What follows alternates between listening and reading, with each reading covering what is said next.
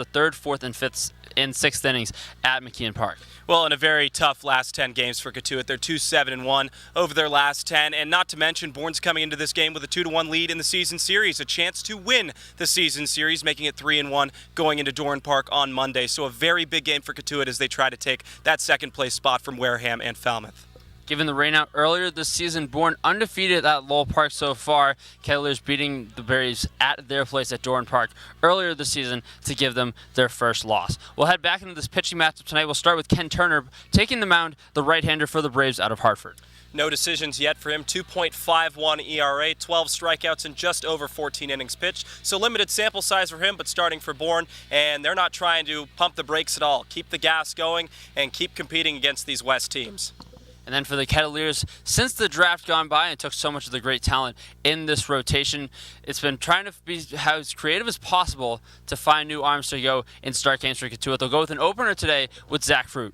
Well, and it's going to be very touch and feel moving forward. Fruit, one of the best relief options. He's 2-0 with a 2.57 ERA. Only 6 walks and 8 strikeouts over 7 innings pitched. But we're going to figure out who the starters are going into the postseason should the Kettleers make it over these next couple of games. Talked about win percentage quite a bit the last few days. It's going to be something to watch with plenty of Western Division matchups over the next week or so. But it all starts with at 4:30 today, the first 4:30 start for the rest of the season at Lowell Park for the Kettleers. They try to get back in the win column to start this 3-game homestand the right way. For our keys to the game, let's send it over to our sideline reporter, Lauren Kirkley. Lauren? Thanks, Tim. Here are my keys for tonight's game. Number 1, we've said it all season, score early.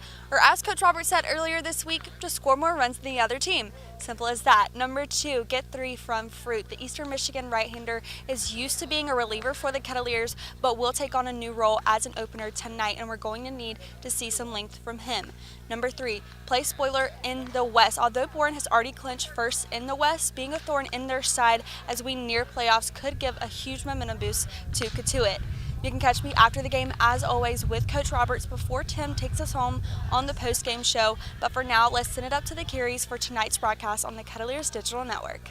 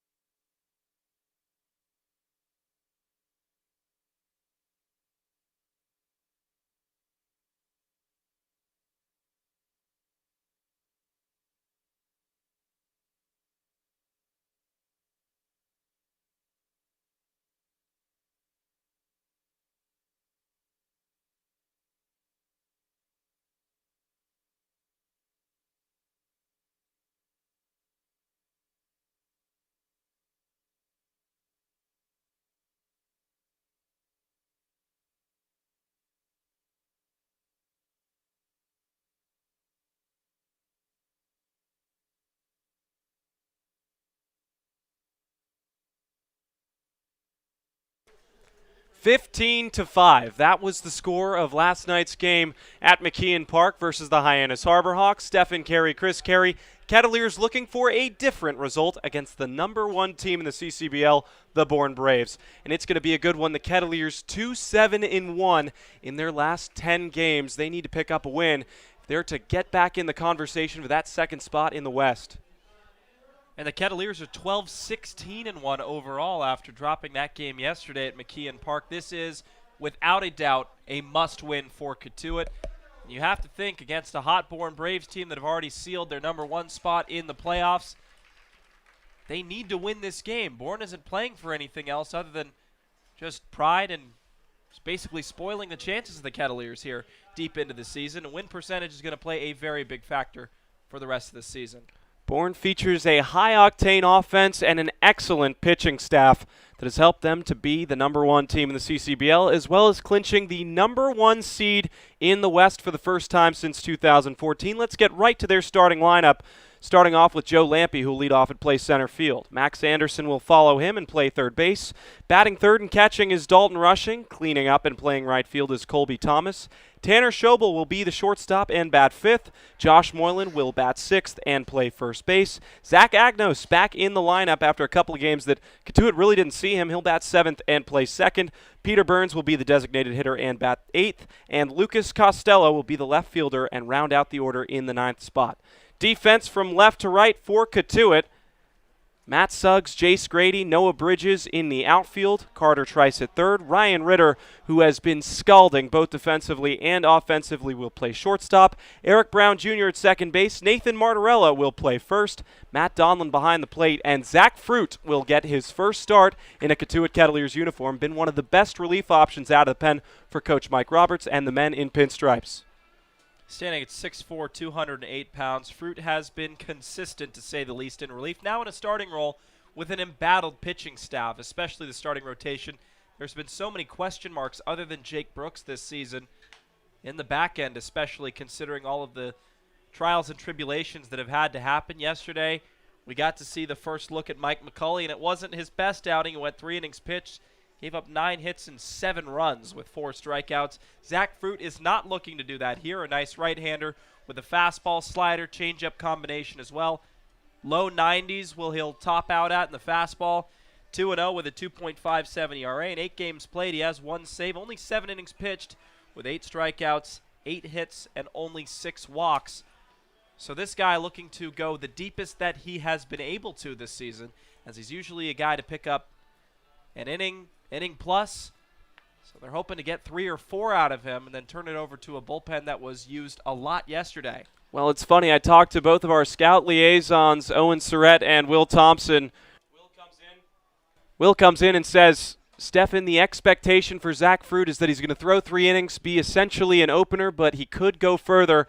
Owen jokingly said, we hope he goes 8 because the bullpen has been an issue over the last couple of games. Expect to see arms like Ian Fago and Max Gigg coming out of the pen today. Hopefully not too soon. But it's going to start off with Joe Lampe. He'll be the leadoff man, and he has done damage against the Kettleers so far this season. Back in the leadoff role with Christian Knapczyk out for a few games for a family responsibility. First pitch in to Joe Lampe. Catches the outside corner. First called strike by Rich Gaetani. He'll man the home plate duties. Lou DeLuise will be at first, and Ronaldo Cockrum will manage the third base bag. 0-1 from Fruit. Bouncing ball right at Eric Brown. He'll take it on 2 hops and throw over to first for the first out of the inning. So a quick first out there from Zach Fruit. Got him to top the ball. Few hops to Eric Brown. Routine play and a throw over to first base and Nathan Martorella. You're probably asking yourself why Luke Gold isn't over there. It's because he's had some back tightness. Will be out for a couple of days, but Nathan Martorella is more than capable of taking on the challenge at first. Big slider, swing and miss. Tipped out of the glove of Donlin at home plate. It's 0-1. And this is a starting part of the order that is absolutely lethal for the Bourne Braves. 1, 2, and 3 each have 25 hits or more. Anderson and Rushing with 28 apiece. For perspective, Luke Gold has around 22. He's not even in the lineup today. So this is going to be where the Kettleers need to limit base runners, and especially base runners in scoring position when these three come up.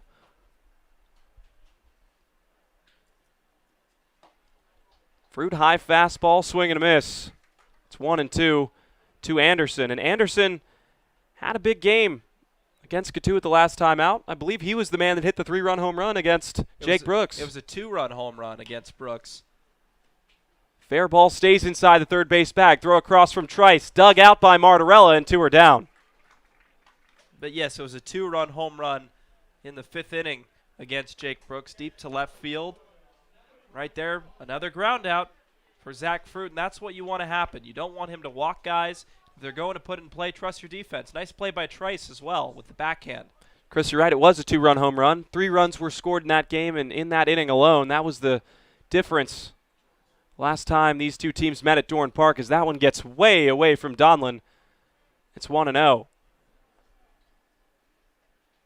Dalton Rushing leads this team in a couple of categories. He's batting .295, 28 hits, 5 home runs, and 19 runs batted in. So the home runs and RBIs are where Rushing has found success. He skies one foul to the left side, and it's 1-1.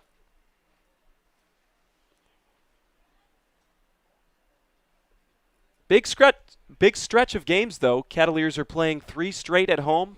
Lowell Park trying to make up some ground after a couple of pretty uncharacteristic losses, as this one's lifted out towards left field. Ranging and making the catch is Matt Suggs in left. First real test for him. Good to see him getting his work. Kettleers make the Braves go 1-2-3 in the top of the first inning.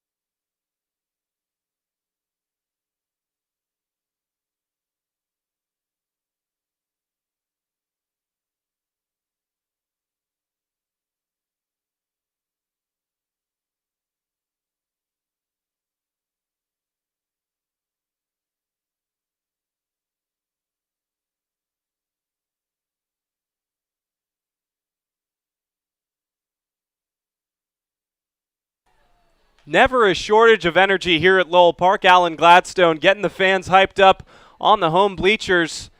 The Kettleers looking to get something going. They have been at their best when they've scored first, have not come from behind very often this year. I think 1 win where they've come from behind, but this order is going to be interesting. No Luke Gold today. Came out of the game around the 4th inning against Hyannis after hitting a 3-run home run. That was really the only notable offensive piece that the Kettleers managed to put together, but it's different, and need to find your guys as you make a push for the postseason. Leading off and playing center field, Jace Grady. Carter Trice will bat second. Ryan Ritter in the 3rd spot. That's the highest we've seen him all season. Eric Brown will clean up. Noah Bridges will bat 5th. Brett Roberts in the 6th spot. He'll DH. Nathan Martorella over at first. He'll bat 7th. Matt Suggs in left made that pretty play to end the first inning for the Bourne offense, and Matt Donlin will bat 9th. Back in at catcher after just a few games ago against Falmouth. He was pulled out of the game for an unknown injury or maybe just some pain, but precautions have kept him out for the last few. Now he's back behind the plate, and it's good to have him back. Jace Grady will get to face starting pitcher for Bourne, Ken Turner. Turner, right-handed pitcher at 6'5", 220, so no shortage of height for him. This season, 0-0 with a 2.51 ERA. 6 games, 2 of them started. 14 1/3 with 12 strikeouts, 3 walks, and 13 hits given up. First pitch to Grady, line, shot right up the middle. Grady's aboard. Well, sometimes, Steph, it only takes one pitch. A fastball right down the middle. Jace Grady has been lethal from both sides of the plate, picks up his 12th hit of the season, and that is the start you want, is the ambush approach offensively. Jace Grady gets it started here in the first inning. Well, that's certainly a good start for the Kettleers, hopefully. With the Braves having a starting pitcher named Turner, it isn't too fortuitous for them to have that man on the mound. Of course, talking about Ted Turner, who really controlled all the media, bringing TBS and his Turner broadcasting system to Atlanta, where the big league Braves play. As Trice pulls back there. Snap throw over to first from Rushing. Not in time. It's out of the glove of Moylan. That brings up a good time to talk about the defense for Bourne. Costello, Lampe, and Thomas will patrol the outfield. Max Anderson at third, Tanner Schobel at second, Tanner Schobel at short, Zach Agnos at second, and Moylan at first. Dalton Rushing behind the plate, and Ken Turner is the pitcher, as we previously mentioned. Carter Trice looking to do some damage here. The Kettleers, like we said, need to score first, pretty much statistically. If they don't score first, their chances of winning a game plummets. I can't stress how important it is that they win this game. Line drive out to right field. Let's see if Grady goes first to third. He'll stop at second. So back-to-back base hits starts off the Kettleers in the bottom of the first inning. And Carter Trice continues to swing the bat well for Cotuit. That's just his 6th hit, but when he started, he was just 1 for his last 10 and then has exploded over the last 3 games, producing very consistent offense. And this is just the man you want coming to the plate. I can't believe we're saying this out loud, but Ryan Ritter, 10, 15 games ago, was a sub-200 hitter. Now he's at 288, Stefan. Has the best batting average for the Kettleers among eligible players. His batting average has just continued to climb. Turner starts him off with a breaking ball that misses outside, 1-0. Ritter had a 3-hit game yesterday. A double and a pair of singles. None of those were gimmies. He has teed up the ball recently. All he has to do here is get one to the outfield, and it would surely score the Speedy Grady at second.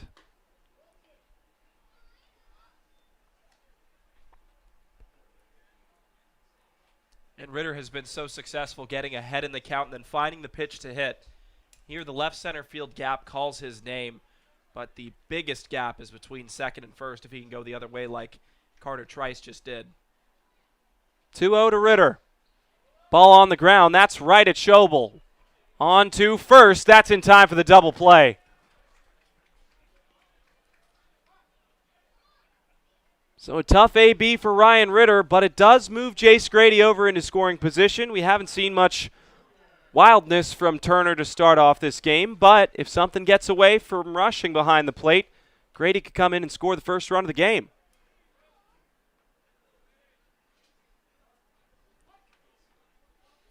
You talk about a guy at the plate right now that needs this more than anything to drive in a run for himself. Just like last at bat, starts him off with a slider. This time he gets the call. It's been a tale of 2 different hitters. Eric Brown 2.5 weeks ago was an above 300 hitter, now has dropped down to 239, and it's no lack of hitting the ball hard. He just has hit it right where the defense has been. Brown out in front. Bounced right at Anderson. He'll throw in time to first. So the Kettleers can't manage to plate anybody in the first. We'll go to the second on the Kettleers Digital Network.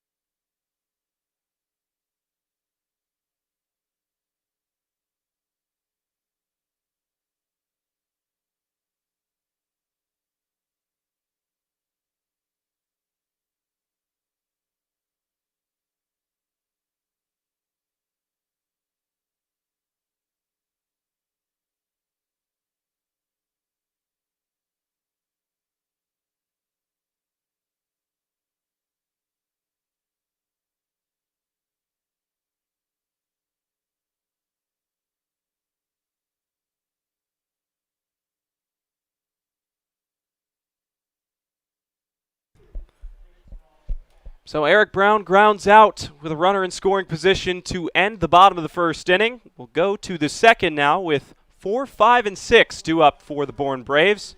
We talked about the top part of their order. The middle heart of the order is also very successful at the plate. Colby Thomas leading off with a .283 batting average with 17 hits, 4 home runs, and 13 runs batted in. It's hard to even talk about a heart of the order on this team, considering that in this situation, Colby Thomas is the only player for the first 5 hitters that is hitting sub .250, and he's batting .233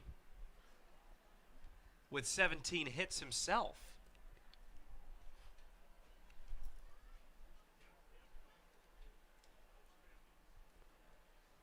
Oh, 1 to Thomas, once again way out in front of it. That's what I've noticed, especially on these sliders. Batters trying to get their hands extended, and they're fouling it right towards Kettleers' dugout, especially with righties. So Fruit pretty much in control. Got 2 ground outs and a line out to left field to start his debut as a starter. Another pitch turned on and fouled to the left side. Thomas plays in a very competitive conference with Mercer. He has to face teams like Richmond, Jacksonville, all those places and teams that they have to play against. They're no joke either. I mean, Kyle Lewis came from Mercer. We know him here in Cotuit. Fastball up in the head, and that beams him. Thomas is going to get aboard after being hit by a pitch up near the head. I think Fruit just lost control. Saw last inning, I think it was a changeup against a left-handed hitter that just went straight to the backstop. It was Dalton Rushing. That no way was a changeup. That was a 93-mile-an-hour fastball at the cranium. And that's not going to feel good. I think that they're possibly going to check up on him, even if he says he's okay, because that's just a scary sign. A fastball up by the helmet, luckily it protected him, because had that been any lower, it would have been at his neck. There would have been some situational issues there. Problems with Colby Thomas. Gives a thumbs up like he's okay, but a fastball up by the head, you don't want to play around with it too much. Remember, Luke Gold got hit with a breaking ball upstairs by the head. He got hit in the face at the Perfect Game Collegiate Summer League, so a few years ago. And that sidelined him for a while. These two teams, certainly, there's no love lost between the two of them. Of course, the first meeting between these two, Bourne packed up the buses on a rainy game.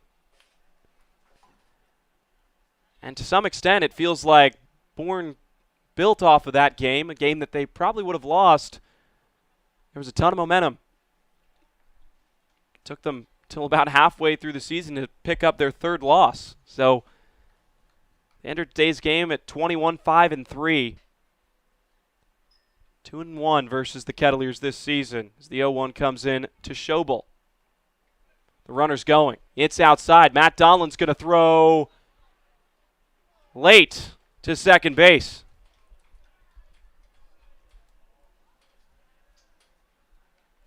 And the throw was out in front of Eric Brown. He had to fully extend his backhand to apply the tag, and by that point, Colby Thomas was safely into second base.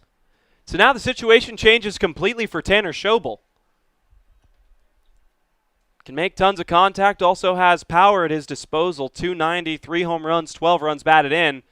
Do you lay down a bunt here, move the runner over 90 feet, and just play small ball, or do you take your chance with one of the hottest hitters on your team? It's a 50-50 here. I would lay down a bunt considering the depth of the infield right now. They're playing back instead of out, and you still have speed on the base paths with Colby Thomas. You never know what could happen.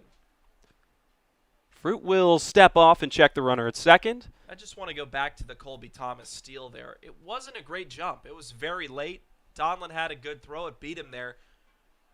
It was just a bit off the mark to get him. This time low instead of high, so we'll take that every single time. But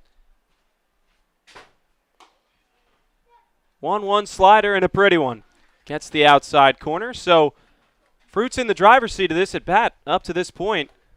I guess that answers our question, Stefan, is he didn't show bunt. Now at 2 strikes, he's going to swing on his own.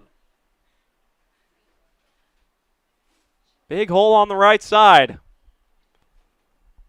1-2 pitch to Schobel. Check swing. There's going to be no appeal. It's 2 balls and 2 strikes. Fruit slider looking very good early. Excellent. He's commanding the zone. It's just missing by a few inches. Trying to coax a swing and miss. So far, Schobel's been decent at staying away from the slider. Schobel, a product of Virginia Tech. Looking to drive in Mercer, standing on second base. 2-2. Off the plate. Starting to see a little too much break on that slider. Has plenty of action with it. Sits around 78, 79 miles an hour. And we know how much trouble it's caused the catchers behind the plate. Yesterday, Matt Suggs didn't have his best game. A few pass balls, wild pitches off of breaking balls in relief. 3-2, and it misses. Tanner Schobel worked the count. Now we'll walk over to first base, 2 on with nobody out here in the top of the second inning. And Chris, to talk about your point with Matt Suggs, if there's ever a game to not have your best performance, it was yesterday. 15-5 rout, and that's really the best way to describe it. 2 players were 1 hit shy of the cycle for Hyannis. There was a big 4th inning and 3rd inning. 11 runs between the 2. Hyannis never looked back in that game. They've scored 43 runs over their last 3. Line drive lifted out to left field. Suggs is going to have to give chase. Is it fair? It is. Runners didn't get a good jump on it, so the bases are going to be loaded with nobody out for the Bourne Braves. The best possible result in that situation happened. Matt Suggs, tip your cap to him. He got to the ball quickly and somehow was able to corral it in and throw it accurately to second base to hold up the speedy Colby Thomas at third base. I don't know how the bases are loaded right now. I thought at least one was coming in, if not more, how hard that was hit off the bat. That's the first hit given up by Zach Fruit so far. Suggs out in left field has been doing a very good job. Catcher by trade, but you can see his versatility on plays like that and plays that ended the top of the first inning. But now it's Zach Agnos, one of the favorite players of our buddy Reeves Jackson, broadcaster for the Bourne Braves. Agnos out of East Carolina. He's hitting 180 with 11 hits, 3 home runs, and 8 runs batted in. A chance to improve a couple of those numbers here. 1-0 to Agnos. Rips one straight back, 1-1.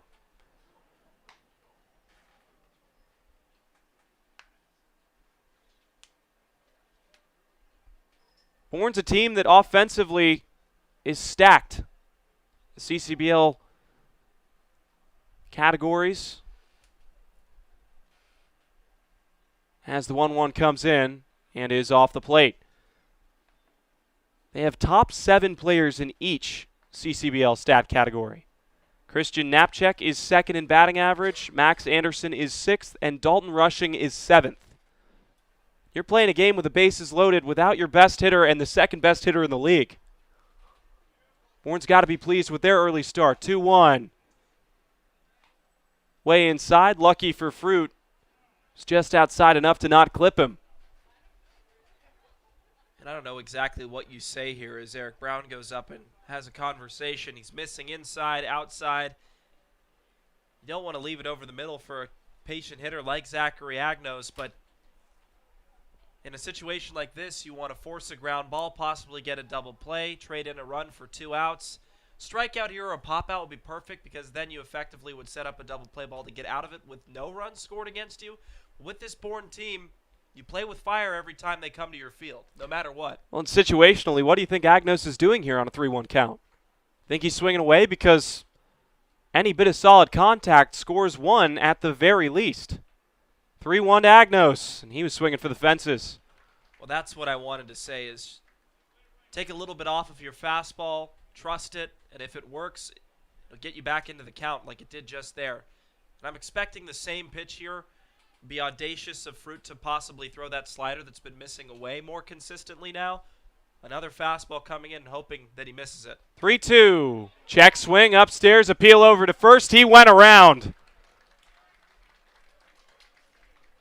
Zach Fruit buckled up the other Zach, and he'll walk over to the dugout with one out and the bases loaded. Talk about missing your spot, but somehow getting a blessing in a way. Agnos was way up and in, waved the bat around just enough to get a call from Lou DeLuise at first base to put up the fist and say he was down on strikes. That's the first of the game for Fruit, and it comes at a welcome time. Peter Burns now up. Line drive out to center. Jace Grady's going to let it hit the grass. 1 run will score, and that's all for Bourne. They'll hold up the man at third. Bourne strikes first in the top of the second inning. Peter Burns, the benefactor of the first run of the game. We'll talk about first pitch hits. It's not as similar as what happened to Jace Grady to start off the offensive half of the first. Approaching it on a line drive here, Peter Burns just softly drops it into center field. Jace Grady thought he had him played, but would let it drop to make the safe play versus selling all the way out and possibly letting it go all the way to the wall, clearing the bases. It's 1-0 Bourne. Cotuit's going to have to work at a deficit once again. The conversation's going to be had, but I don't know what you can say at this point because bullpen is somewhat exhausted. You don't know what you can do here from the second inning on. You have to win this game for a lot of reasons. And with a guy like Peter Burns, who just had that single, bring up the bottom of the order, you at least have to face one more if you can get a double play ball. If not, what happens? Well, to an even greater extent, Chris, we were talking about what sort of outing Zach Fruit was going to have in his first start in the CCBL. Was he going to be nervous about coming in and starting? One of the solid relief options for the Kettleers. Really only expected to go 3 innings, and like you said, this depleted bullpen needs him to go at least 3. And I don't think he's performing poorly by any sense of the word. Bourne has just gotten hits in the right places and have been selective at the right times. Now it's the bottom of the order. Lucas Costello is yet to reach base in 3 at-bats. First pitch to him, way upstairs. Of course, a 4:30 start time, and a lot of that is because the Kettleers want to be able to make up as much ground as possible should they be behind at any point during the game. Get more light. As a generous strike call falls in for Fruit, and it's 1-1. I don't know about that call, Chris, and I'm rooting for Fruit. Gaetani seemed convinced that was a strike there. Donlin didn't even have to frame it. That was away for Costello, which we need that strike. Ground ball here would be perfect, though. 1-1 up near the head of Costello, and almost did what started off the inning. Hit off the head of Colby Thomas. He ended up scoring the first run of the game, so I'm sure any pain he was feeling soon subsided after he touched home plate and gave Bourne the lead. Well, he hit Colby Thomas at 93, but the fastball that's worked is at 88. So when he's taken it off, he's had much more success. 2-1, ripped foul to the left side, 2-2. I want to talk a little bit more about these 4:30 start times. We don't get to see the results of a lot of the other teams until later this evening. Our game will be well over by the time we find out the results of Falmouth's game and Wareham's game, Wearmouth would be the combination of the two teams that are trying to take that second place spot. Maybe we could just call them that affectionately, or not so affectionately. 2-2 to Costello. Another big breaking ball, and he really has lost control on that pitch in particular. And the fastball, when it's ran in, breaking ball has been a complete wild card and question mark. He hasn't been able to command either of his 2 pitches right now, but has done enough so to where he's had good situations happen here, of course. Hit by pitch, walk, single, strikeout, then a single. 3-2, high fastball, swing and a miss. Zach Fruit gets bailed out with 2 strikeouts out of the zone. That's good for his second of the evening. You could say he gets bailed out or he bailed himself out there. It's a combination of both. The high fastball proves to get him to bite again. Agnos, same result happened as it ran in, and it was only a half swing. This one was full, no doubt about it. Now with 2 outs, the infield can move back, just try and get one more with 1 against them. They can get out of this inning with only 1 run of damage. You're going to take that as a win for the Kettleers. Joe Lampe, first pitch, missed outside, 1-0. And even with 2 outs, this is a part of the order that I just don't want the Kettleers to have to face, but they're in the situation now here in the second inning. You're so right, Chris. Top 3 lethal. Second pitch, breaking ball downstairs. And even more so, Stefan, if you have to face them, don't get behind in the count. Here with Lampe entering this game, 269, but with 25 hits and 8 batted in. A very consistent hitter for this Bourne top of the lineup. 2-0, make it 3-0. That fastball's downstairs at 89. This is an obvious take. Positive sign, if you get a ball on the ground, there's a play at any base for the force out. But he has to at least fire over 2 to get back into it. And that's with the fastball. So Fruit's going to take a little bit off. We'll see if he can put it over the plate. 3-0. And he does put one over the plate. Turns up the heat, actually, and gets the called strike. That was a close call there. Nice frame job by Matt Donlin behind the plate. I wouldn't be shocked if we see another take here. 3-1. Lampe takes again, and it's a full count. So Fruit has battled his way back into this count, and you have to think that he's going to throw that 90-mile-an-hour fastball to the outside again. This pitch he's located really well in this at-bat in particular.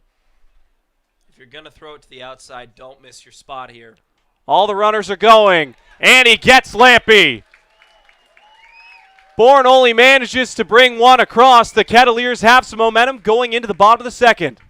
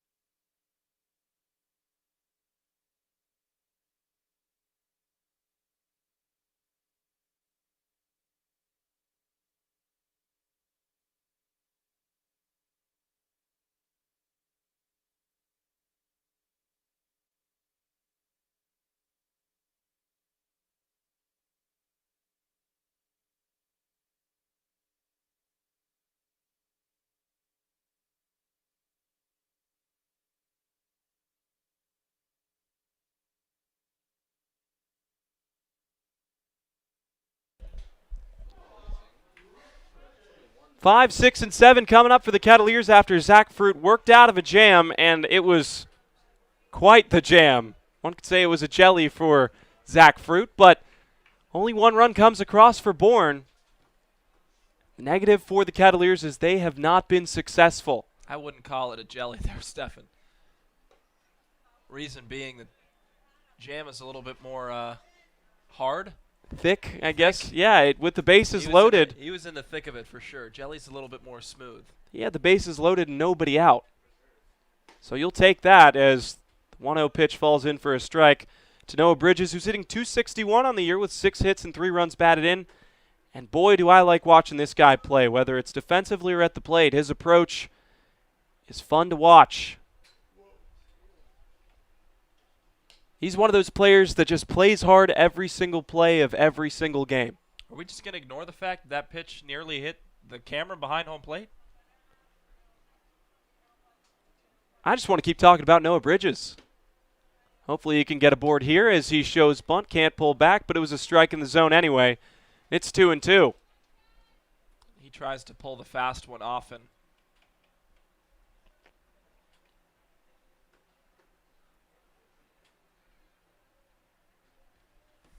Ken Turner sets up. He'll fire in and strike him out on the inside corner. Bridges didn't like the call. He's going to walk over to the dugout for the first strike of the game for Turner.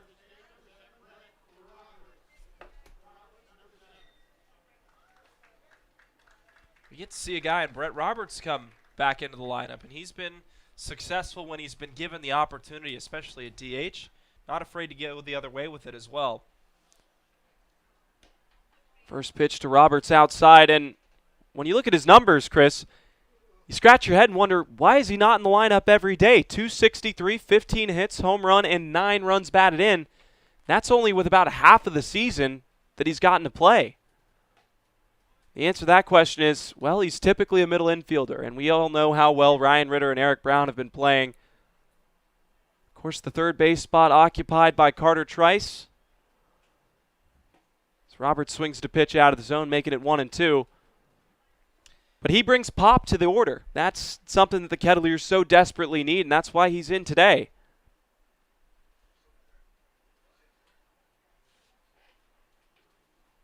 And I was just going to say, it'll be interesting to see when Brett Roberts goes to Florida State what type of production he puts up, because his numbers were incredible at Tennessee Tech. I believe he was batting 343 or 345 there. So this guy has an incredible glove, a great bat, and the Seminoles are lucky to have him. It's just an interesting situation right now. As Roberts shoots the gap, let's see if that gets down. An acrobatic catch and right by Thomas. Are you kidding me? Oh my goodness. Well, we talked about the Andy Garriola catch at Wareham being the best catch we've seen all season. Yep, that one takes the cake. That was unbelievable. As full extension as you can get, robbing Brett Roberts of likely a triple if that had gotten all the way to the wall. Unbelievable. This is top to bottom a team that just does not make very many mistakes. As Martorella lifts one out towards left center field, Costello will give way to Lampy. It's 3 up, 3 down for the Kettleers. We'll go to the third on the Kettleers Digital Network.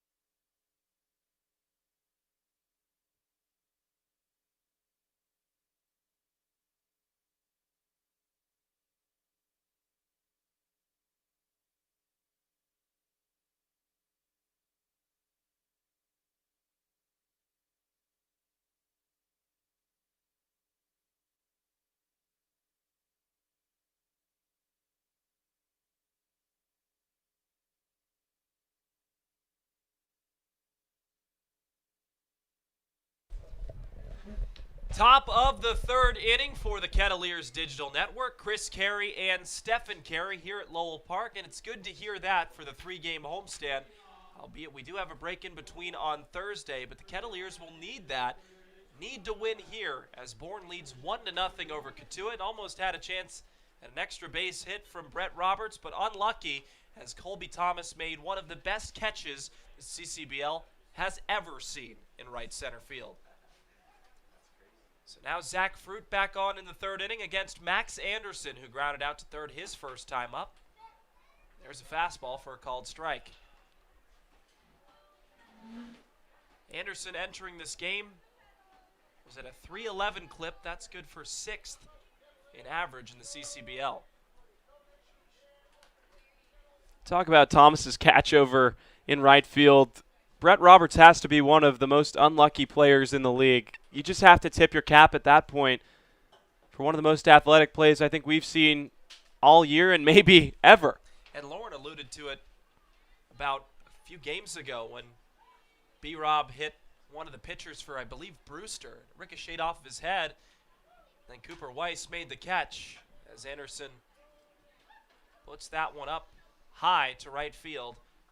Bridges will make the catch. So Brett Roberts teeing the ball up well, just somehow the defense has been able to find a way to catch the ball at all costs. As Dalton Rushing comes up for the second time, he lined out to left field off of a great play by Matt Suggs, who had to go a long way to make that catch in the shadows in the corner of left field.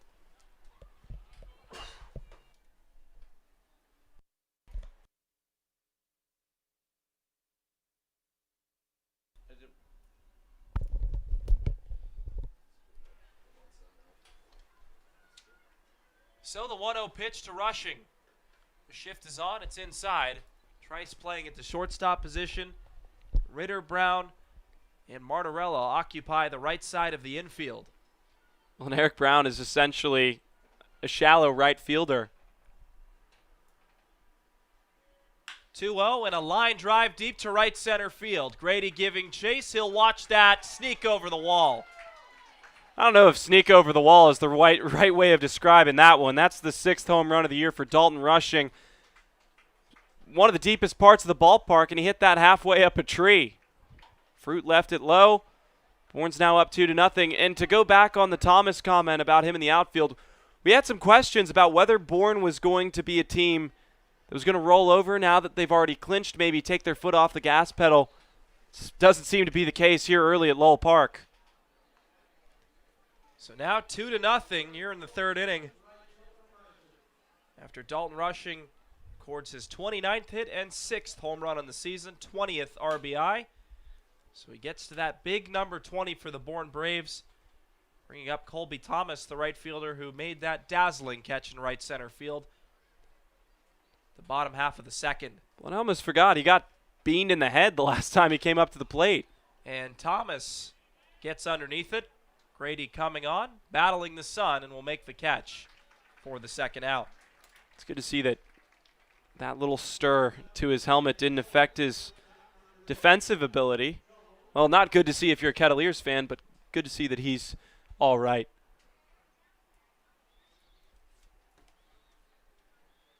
Pair of flyouts and a home run start the third inning for the Bourne Braves, and now Tanner Schobel was part of that big second inning where only one run came in to score. Had a walk last time up. He takes a first pitch strike at 89.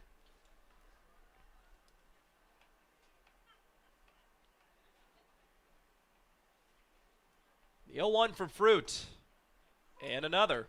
So the fastball's working here in the third inning. He left one over the middle for Rushing, and he didn't miss it to right center field. We'll see what he can do here at 0-2. The pitch. Slider just spoiled by Schobel off the end of the bat. And typically when you see a starter and he gives you, a couple innings of 2-run ball, you're not too worried because your bats are going to be able to make up the ground. Has not been the case for Cotuit. Almost no run support for their starting pitchers this year. Thought Fruit got him on the fastball there. Just missed. That was virtually the same location 2 innings ago when the Kettleers were up. And Gaetani gave the Kettleers a blessing. Yeah, if not a better location than that pitch. I mean, it's interesting. I think, sometimes strike zones contract and expand, but that looked close. We have to remember the umpires are only human, and that's one of the best parts of the game. 1-2 pitch, fouled away.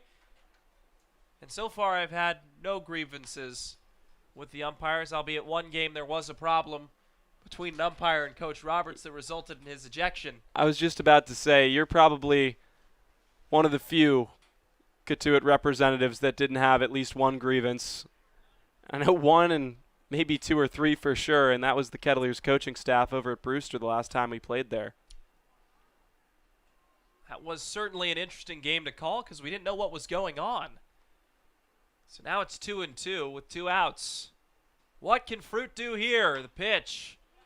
Weird inside-out swing. Takes a weird dribble to Martorelli. Bobbles it in and out of his glove. And Fruit tried to pick it up. Beating it out is Tanner Schobel. How will they score this one? They will score it as a base hit. Rightly so.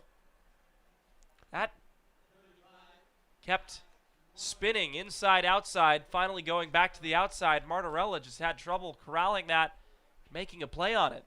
So Schobel, 19th hit of the season. The inning is extended for Josh Moylan. But it's not extended for Zach Fruit. That's going to be the end of the line, and this seems like a surprising decision, but we've been surprised before. So new pitcher up next.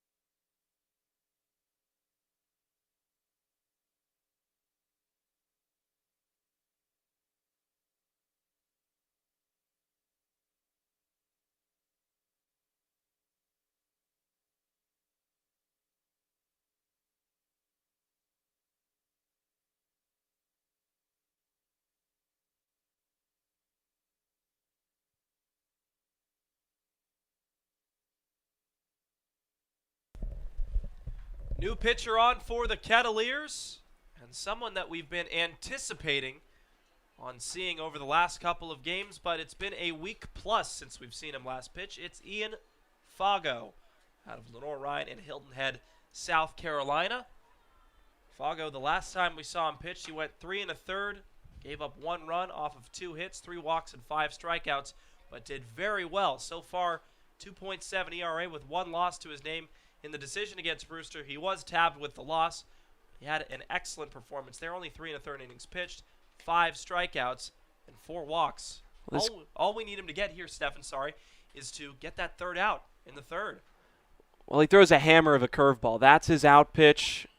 See him warming up with it. It has unreal breaks. It's around 74, 76 miles an hour if he really heats it up. But we haven't seen him in 8 days. He has been patiently waiting in the bullpen, and I can think of a few times where we could have used him, but this seems like the right scenario to have him in. He's proven that he can go long in relief, established himself as one of the more trusty arms for the Kettleers staff, but here, essentially, he's going to have to be the long man because they don't want to turn it over to their bullpen with the week that they need. They need a win here desperately, and I think turning to Fago is evident of that. You don't want to let Fruit continue to go and let things get out of hand, but my real question is, why don't you let Fruit just get out of this inning, have Fago come in with nobody on, no pressure? But that's why I'm not the manager. And the first thing he'll do is hit Josh Moylan with that curveball you were talking about. Now 2 runners are aboard, so lost that one. Bringing up Zach Agnos, who struck out swinging his last time up.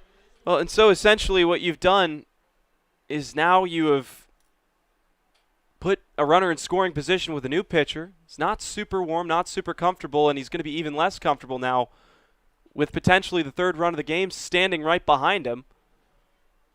Hopefully Fago can settle in and start hammering the zone.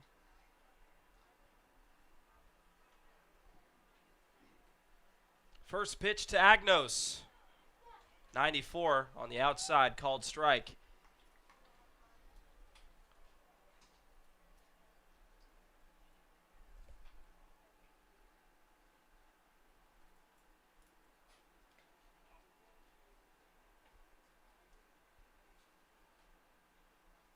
The 0-1 pitch. Blows by another, this time a swing. 0-2. And so now he's complementing that curveball with a big fastball at 94.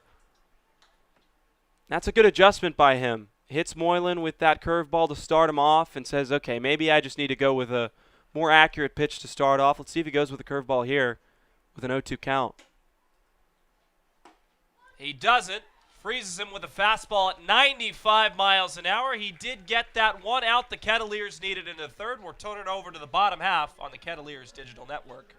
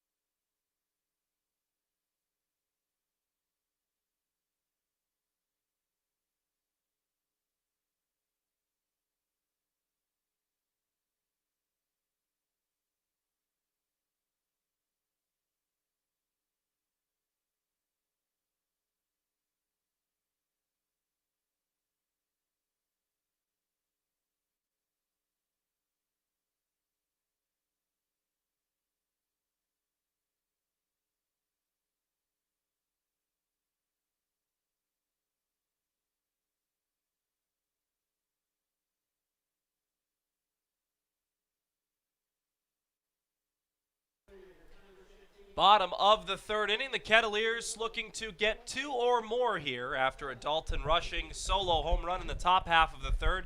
That was his 6th of the season, giving Bourne a 2-0 lead at Lowell Park. Starts off with Matt Suggs, who takes a slider. It's 1-0. Yesterday, a bunch of games, different varying results. Wareham beat YD 12-2. We, of course, lost at Hyannis 15-5. The slider falls in for a strike. Brewster and Harwich, tight game, 4-3. Whitecaps won at White House Field. Bourne lost to Orleans 10-5. Suggs, did he go around? They will say he did on the fastball.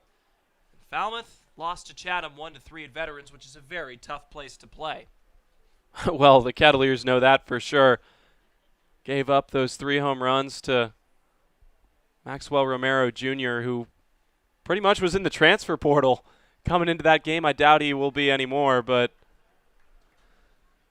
and that Bourne and Orleans game was big for Orleans. They beat the #1 team at Eldridge Park. Bourne earned their 5th loss of the season. Orleans scored early with 3 in the first, 7 in the 6th, and 7 in the 7th inning. yeah, that was 7 runs total in the 6th and the 7th.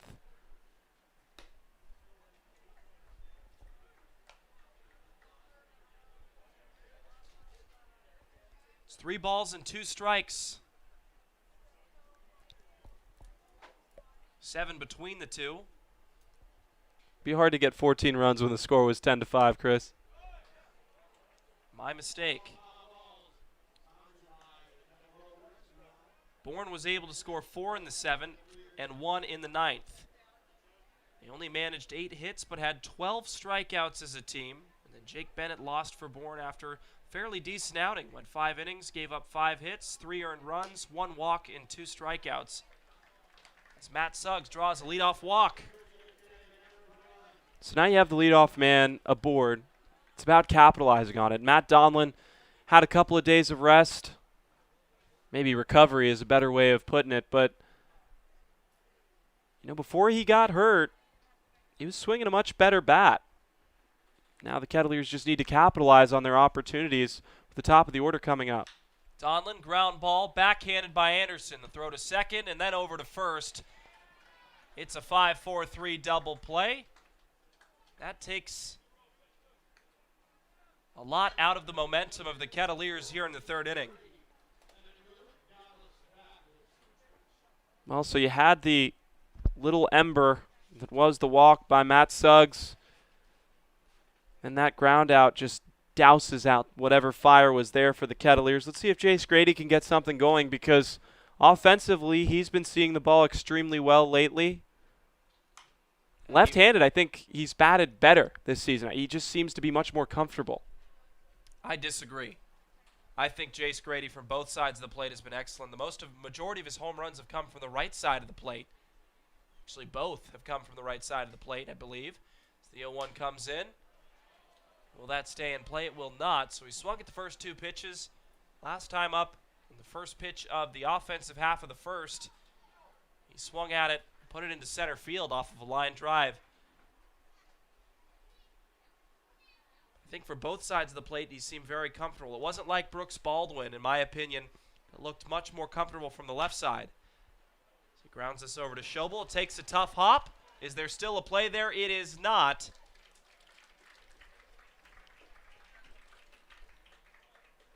And Grady legs it out. So that's going to be an error for Schobel. Now the Kettleers been given an extra gift of life with Carter Trice coming up to the plate. Just a hard hit ball over at Schobel, but a pretty routine play. You could tell that ball was hit hard because it went right into Agnos' hand, and he almost had a play on it. Would have been the strangest put out to first base that maybe we've seen this season. Carter Trice does have one home run, so some power off of his bat. Wouldn't that be a great thing here in the third? Down 2 runs. So throw over to first. No tag will be applied. Well, and Trice's one home run is to the opposite field, and if you can see the right fielder right now in Thomas, he's playing in. What he's expecting is the same result as what Trice did his first time up. Line drive, base hit out to right field. He knows the speed of Grady. If in case he tries to go first to third, Thomas is going to be set up to fire one over to Anderson at third base.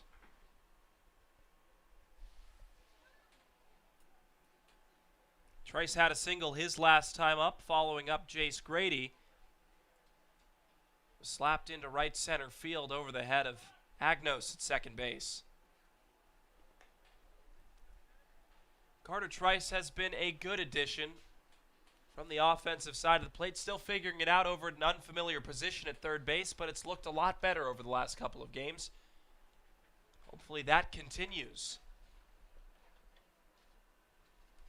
Well, last night he started off hot. He had a single in the first inning and then walked and later scored. But after that, 2 groundouts to shortstop and a fly out to right field in the ninth. He likes to get hot early. That's what it sees. But in a game like that, 15-5, you can throw out the last half of that game. Slider hits the inside corner, and he's behind 0-2. And Turner's slider is so pretty. I mean, he just uses it so effectively. Has the break. Looks like it's going to run way more inside than it actually is. By the end, it's right over the heart of the plate. Doesn't leave it out in front at all. The 0-2 bounces away. Did he go around? They'll say he will, and he will beat out the throw. No.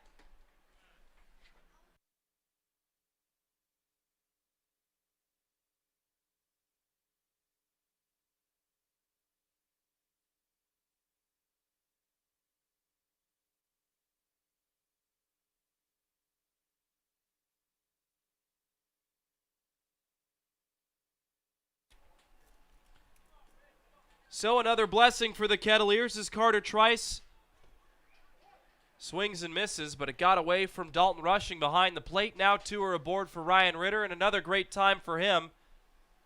As the last time he came up, he grounded into a 6-4-3 double play, and he's out in front on a slider. And he was ready to launch that one. This is a scenario where you see both runners on first and second. Mike Roberts likes the double steal. Likes to discombobulate the catcher behind the plate in Rushing. You see a big lead. All bases are abandoned by defenders. They're just more worried about getting Ritter out right here.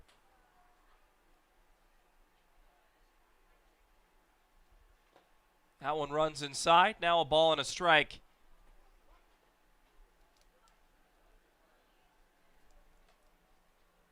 These 2 innings, first and the third, seem very familiar. Matt Suggs got it started with a walk and a 5-4-3 double play from Matt Donlin. Sucked the air out of a possible good inning here, but somehow Jace Grady, after reaching on an error and now a strikeout that was mishandled by Dalton Rushing, puts Carter Trice at first as Ritter fans on a fastball up and away. Well, I don't blame him for going on that pitch. The best pitch he's been seeing are fastballs up in the zone. That one had a little bit of late action, broke to the outside. Good enough that Ritter couldn't get his hands extended and threw it. But I'd be careful if I'm Turner to throw that pitch again. Expecting to see that front door slider. 1-2, stays away. Now 2 balls and 2 strikes for Ritter, who is no stranger to being behind in the count. It's now even. With 2 strikes, especially Kentucky with Coach Williams, has to employ a new approach.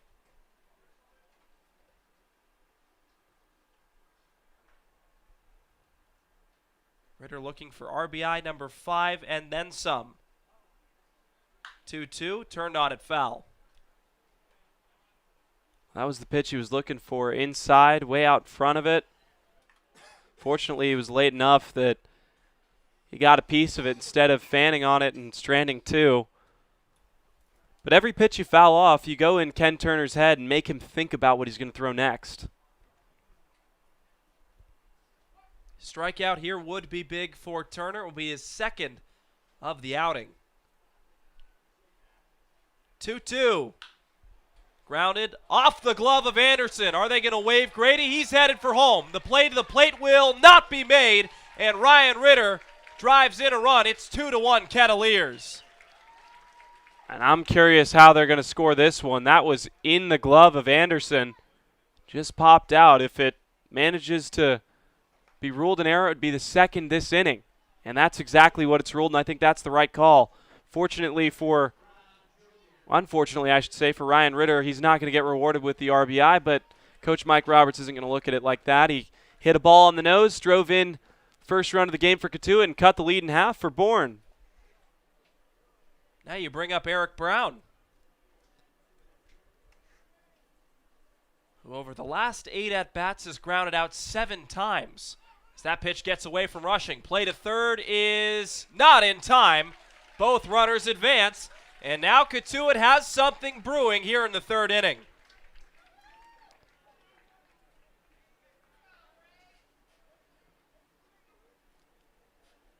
So 2 straight defensive miscues from Anderson and now Dalton Rushing behind the plate.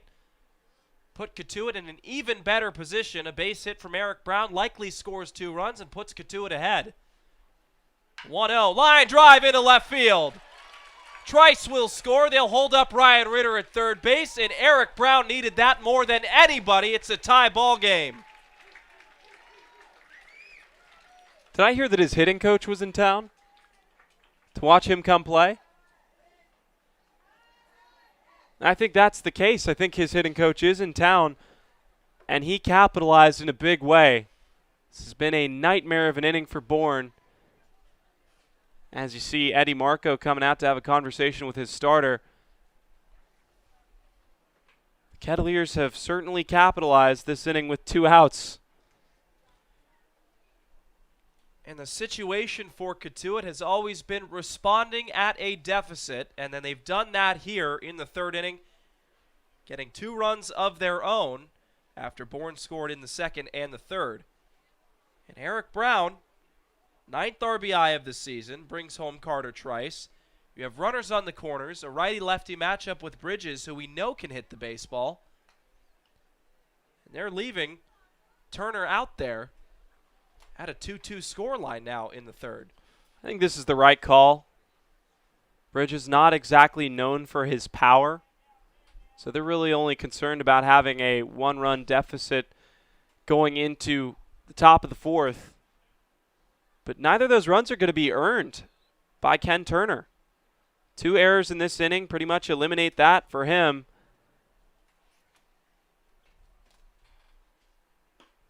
First pitch to Bridges is outside, 1-0. Bridges struck out looking on a tough call in the 2nd inning.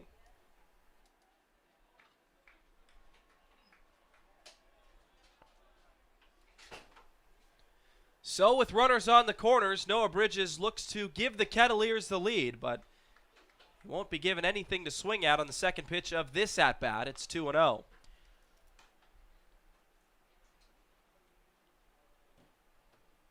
This is big for Cotuit if they can manage to take the lead. Really haven't seen innings like this.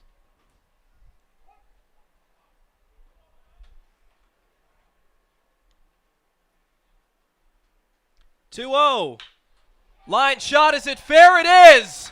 Ryan Ritter comes in to score. Here comes Eric Brown. He'll round third. The play to the plate will not be made as Bridges slides into third base. A two-run triple for Noah Bridges, and the Kettleers lead 4-2 in the third.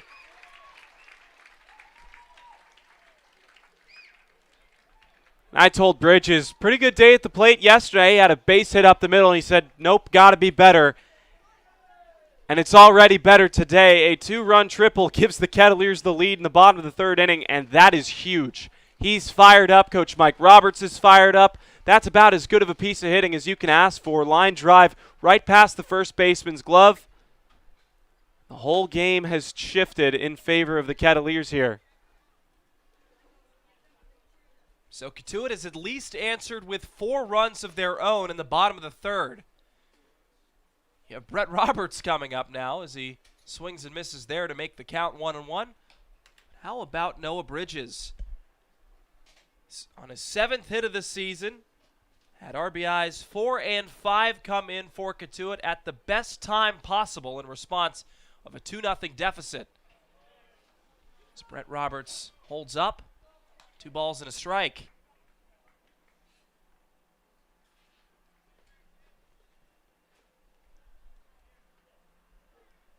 But the question still remains, how will the bullpen be able to respond here? I was just about to say the same thing, Chris. Plus side, Cotuit's going to give them a little bit of a cushion, but downside is you've already turned to your bullpen. We're going into the 4th inning, so you're going to have to ask Ian Fago to eat innings. Probably going to see Max Gig. Coach Mike Roberts' approach has changed completely here. 2-2 chopped foul. Brett Roberts is one of the few players on this Kettleers roster that doesn't like to get deep in the count. First and second pitch, and he's going at it here. It's the latter parts of his at-bat. The 2-2 slider called strike 3. He'll leave Noah Bridges at third base, but not before 4 runs come in to score for Cotuit. It's 4-2 heading into the 4th.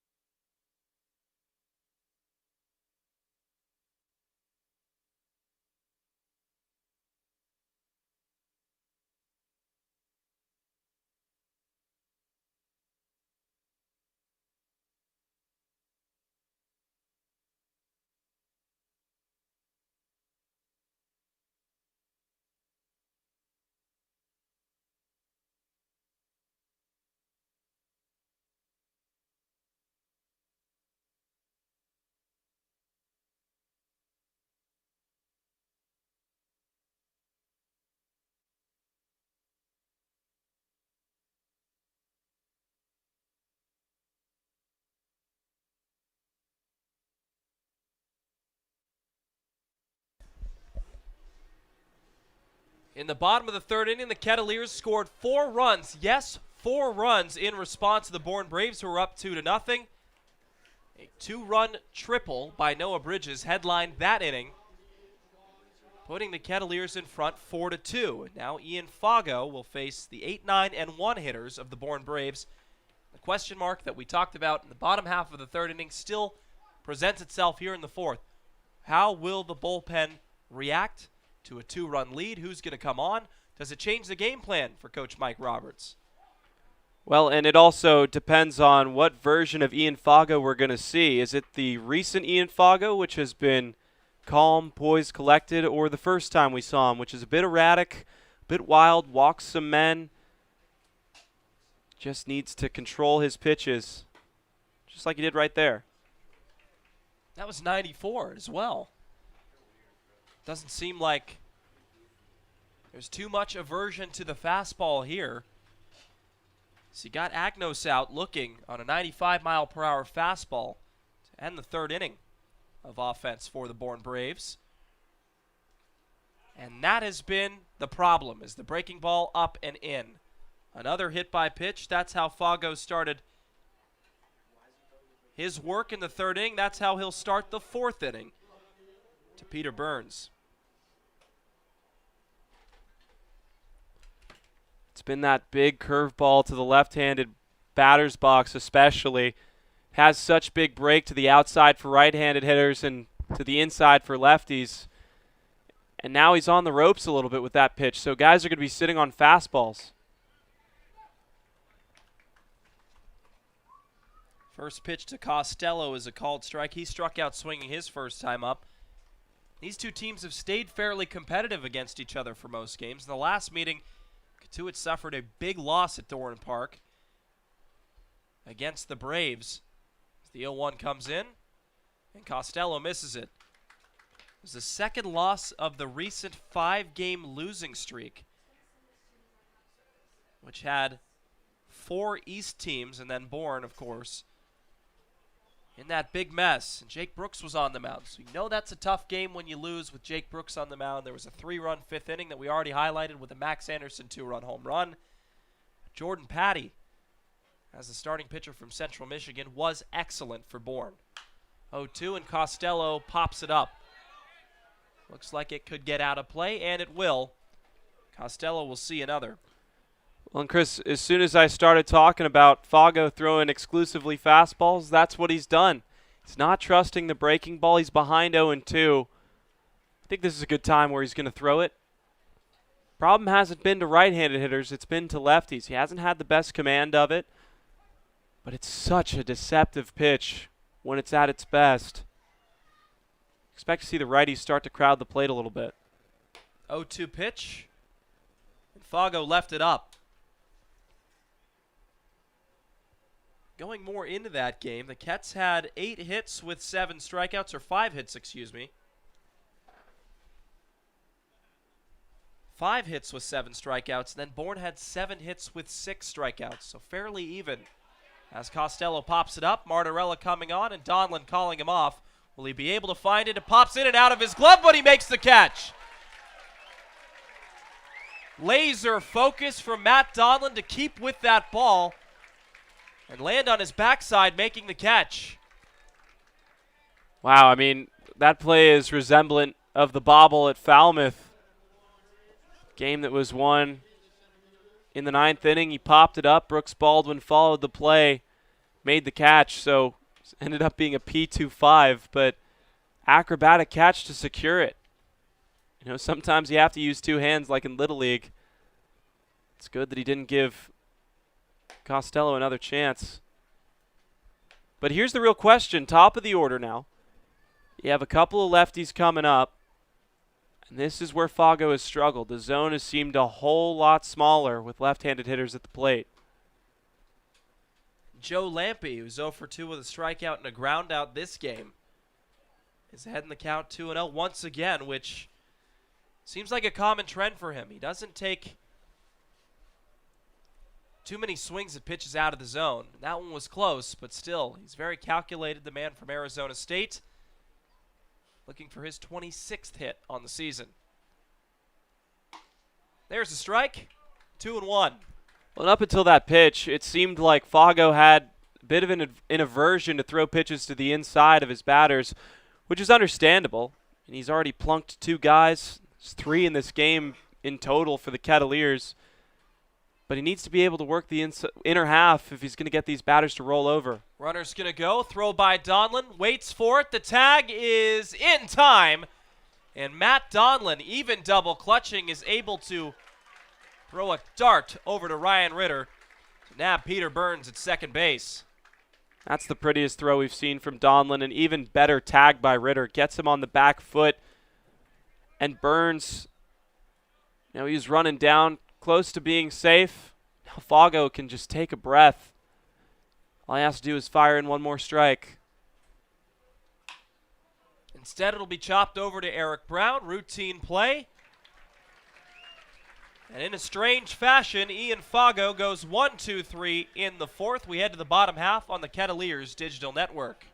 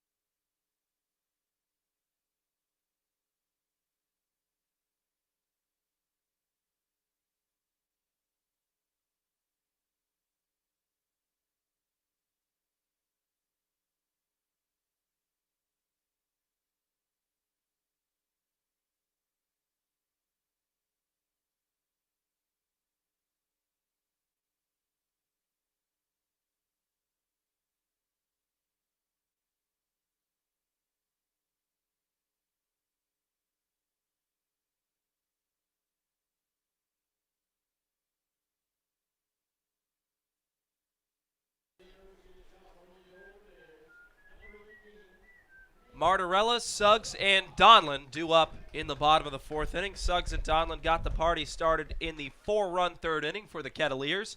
They're looking to add more because against this Bourne team, 2 runs usually isn't enough. So first pitch changeup is in for a called strike. Or out for a called strike. Once again, that one seemed like it was off the plate.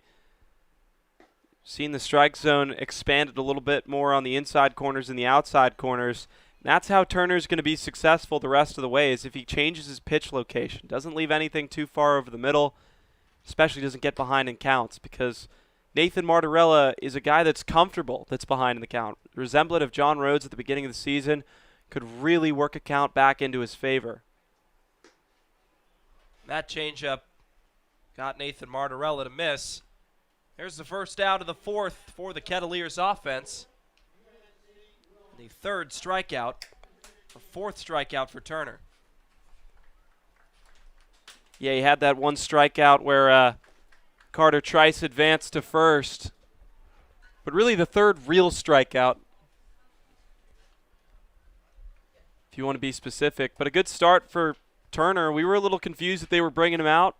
But what this tells me is Bourne is just as concerned about their bullpen as Cotuit is. They want to let their starter go as long as he can and hope the bats can pick something up against Fago. 1-0 to Matt Suggs stays up. 2 balls and no strikes. He walked in his only time to the plate this game. He was eventually out on a 5-4-3 double play that Matt Donlin caused. And a nice slider there. That's been the pitch that has been most consistent for Turner, is that slider on the front door against right-handed hitters. Well, Chris, do you want to hear my take here about the second place spot? We'll get to it after this pitch, but Suggs takes it low, and he's got a good eye this game so far. well, he has that catcher's eye. But the team that has the most pitching, not necessarily the best pitching, but the most usable options out of Falmouth, Wareham, and Cotuit will win the second place spot. 3-1, and Suggs takes a swing at it and fouls it away. I think you make a great point there, especially considering how depleted our bullpen has been and the options that we've had to use at times. We do have a number of arms. It's just a matter of if they're healthy and if they can come in at the right time in the right place. And consistency. One day you have Superman on the mound, and the next day you have, a guy that's really struggling. High throw from Max Anderson. That's good for error number 3 and his second of the day. Yeah, we'll see if this is scored an error, if it's scored a hit. And it is an error. 3 errors on the day, and Coach Harvey Shapiro is going to look back on that number in particular. I've had a few mental mistakes on the broadcast already, Stefan. I wasn't going to miss that one. That was just not the greatest throw. Routine play from Anderson charging in at third base. And he's been a stalwart defensively for the Bourne Braves. But right there helps the Kettleers again as Donlin takes a strike. Suggs is just doing a good job of getting on base. Bottom of the order, that's what you're supposed to do. Turn it over to the top part of the lineup. See if they can do some damage. But Bourne sort of beating themselves right now defensively. 3 errors.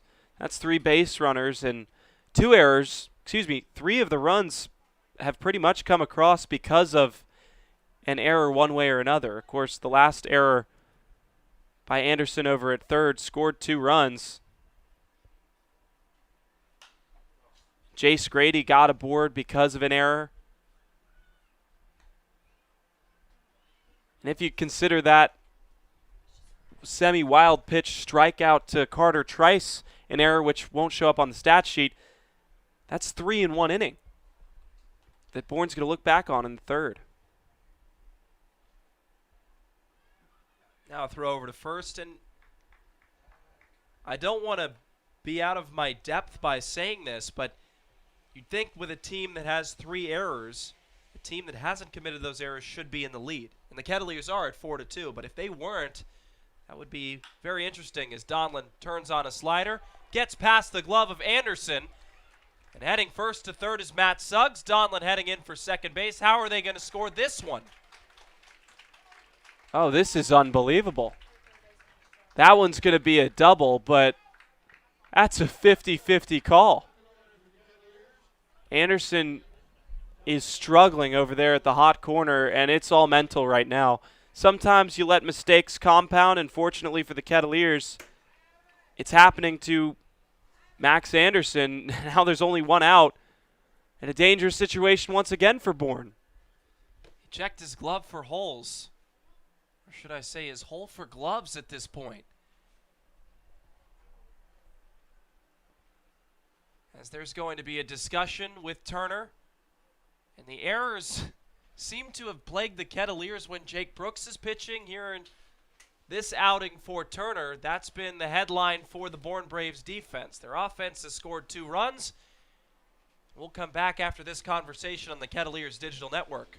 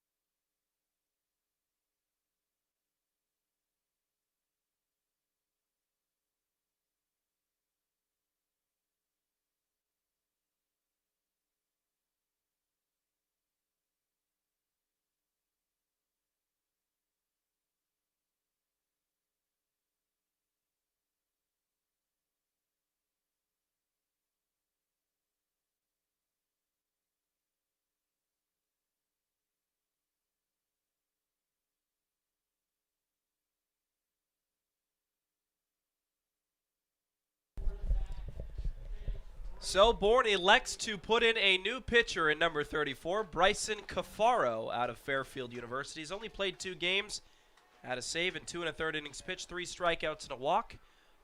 Big left-hander at 6'2", 210.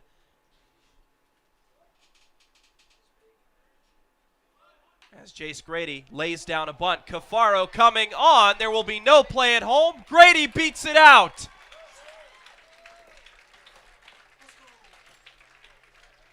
And from Jace Grady, who we thought was going to swing away, put Bourne's defense in a spin cycle. He lays down a bunt, essentially a suicide squeeze. We've seen this at different points during the season. Jace Grady lays down a beauty. Cafaro has to come in and try and make the play. Gets it in his glove, basically from a knee. He tries to throw out the speedy Grady, and now you have runners on the corners. Number 4 most likely is going to be stealing here. Let's see what he goes with. Now Trice will lay one down to the right side. No play home, and they don't tag Carter Trice. Oh my goodness. Back-to-back bunts for the Kettleers, and they both result in runs batted in. Donlin comes in to score the 6th run of the game for Cotuit.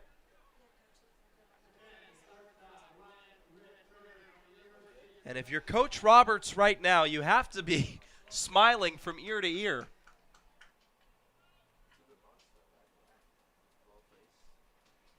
And Ryan Ritter's still up to face the left-handed pitcher. Didn't think that this is what was going to happen when Cafaro came on. As Ritter jumps all over the first pitch, it will turn foul. Already 2 hits against Cafaro. We'll have to see how many earned runs go against Turner. I think it's just 2 because the errors that were made, one coming across with that double for Matt Donlin. It's either 2 or 3 here. It's either 2 or 3. Well, it's no longer. There's nobody else aboard that he put on. The 1-1 lined out into right field. Jace Grady had to hold up. They're not going to wave him, and the bases are loaded for Eric Brown. 3 straight hits off of Cafaro, and all 3 are aboard for number 2, who had an RBI single last time up. Well, this team seems hungry in this game. Eric Brown, another chance with runners in scoring position, already has a single with an RBI. But with the bases loaded, one swing of the bat, he can blow this game right open. And I know we started at 4 o'clock, but with big innings like this, it's already approaching 6. You never know how long this game is going to go. Infield is in for Eric Brown. The score 6-2 Cotuit, only 1 out. And as you alluded to before, we don't have intel yet that Eric Brown's hitting coach is watching him from the stands here in Cotuit. Already has a single, but would like more. He entered this game at 239. Takes a big swing at a fastball, but misses 0-1. You know he's swinging for the fences there.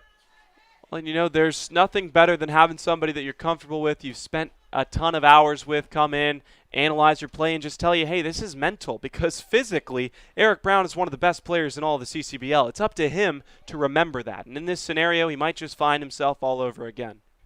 So now the 0-1. Buckles him up inside, gets a called strike by Gattani behind the plate. He's behind 0-2. Eric Brown, not a big strikeout guy. Over the last couple of at-bats, a big ground-out guy. Other than that line shot to left field. That was his 9th RBI of the season. Looking for many, many more here in this situation. 0-2. Up by the inside. Now 1 ball and 2 strikes. Turned it up to 88 miles an hour here. One big takeaway from this inning, the Kettleers just don't want Reeves Jackson to be able to pick up his parents at the airport. He's planning on leaving after the 4th. This inning has gotten out of control pretty quickly, and it could get even further with one swing of the bat from Brown. And he takes it down low here, now evens up the count at 2 balls and 2 strikes. But Eric Brown looking more confident at the plate, which is hard to say because he's always confident there. But after getting that hit, Gets rid of that long slump of groundouts where he hit the ball hard, just not hard enough. Certainly hit it hard enough in the third inning, and now in the fourth looking to do the same, if not more, at a 6-2 lead. 2-2, line drive into left field. Costello breaking back. That is off the wall. Grady comes in to score. Trice and now Ritter. The play at the plate is late, and Brown will head for third. He clears the bases. It's 9-2. Well, thanks so much to his hitting coach. Eric Brown is alive here. He's swinging as hot of a bat as we've seen him all season long. The Kettleers have blown this game open here in the bottom of the fourth. I said he was looking to hit the ball harder than the third inning, and he did that and more into left field. So the Kettleers, after scoring 4 in the third, score 5 in the fifth, and there's still only 1 out for Noah Bridges.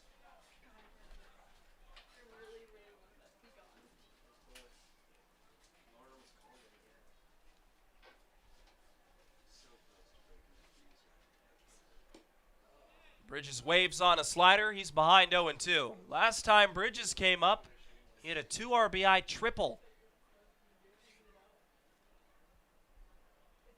4 straight base hits to start off Cafaro's afternoon. 3 runs against him already. And Bridges turns on it the other way. Will it stay in play for Costello? It looks like it will. And tagging in is Eric Brown. Heads up play by number 2, and Noah Bridges gets his 3rd RBI of the night. Just like that, it's starting to feel like the Kettleers are doing what Hyannis did to them. They're going to check to see if Brown left early. He did not. It's 10-2. Game broken wide open here. What about the approach from 2 guys that haven't had their name called a ton? Eric Brown and Noah Bridges putting together some really quality at-bats. Can't ask for much more out of those guys. Players with number 2 on their jersey. That's really who's been successful today. Dalton Rushing with a home run. He wears number 20. With the help of number 2 and number 2-0, we get to double digits at 10-2. As Brett Roberts is behind off of a nice changeup, he's down 0-2 with 2 outs. 0-2 pitch. Roberts lifts it out to right field. Thomas moving back, still going. It is over the wall. Brett Roberts, a solo home run, makes it 11-2 Kettleers, and they just keep going in the fourth. Free B-Rob, simple as that.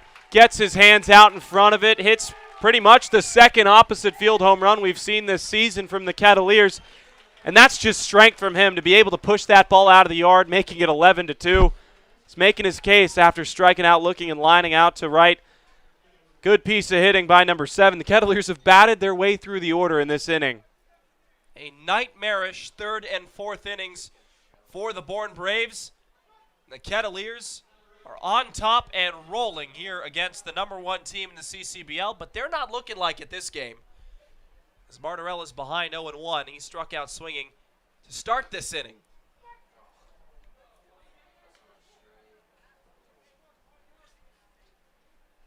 Now he's behind 0-2.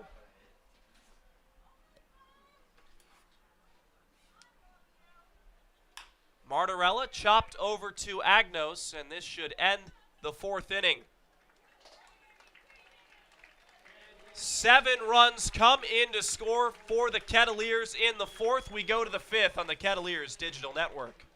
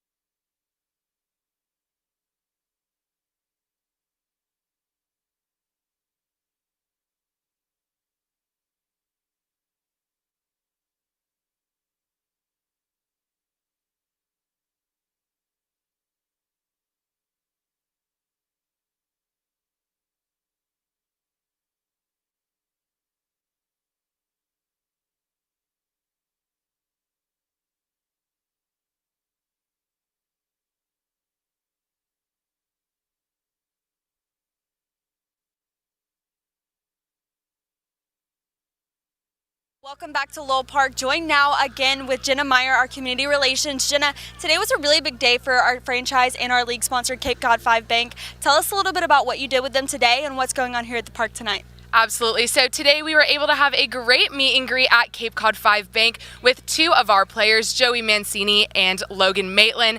And we were able to give a autographed bat away to one of the fans that stopped by today. And then we were joined by Cape Cod 5 Bank here at Lowell Park tonight to throw out the first pitch as well as engage with the community and our Kettleers fans. Thanks, Jenna. Back to you guys.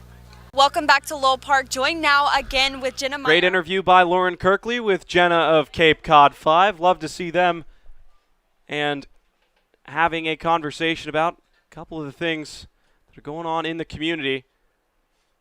But the Bourne Braves are going to have to dig their way out of a pretty big deficit. They're behind by 9 runs after a big 7th inning by the Kettleers. Max Anderson swings and misses on the first pitch.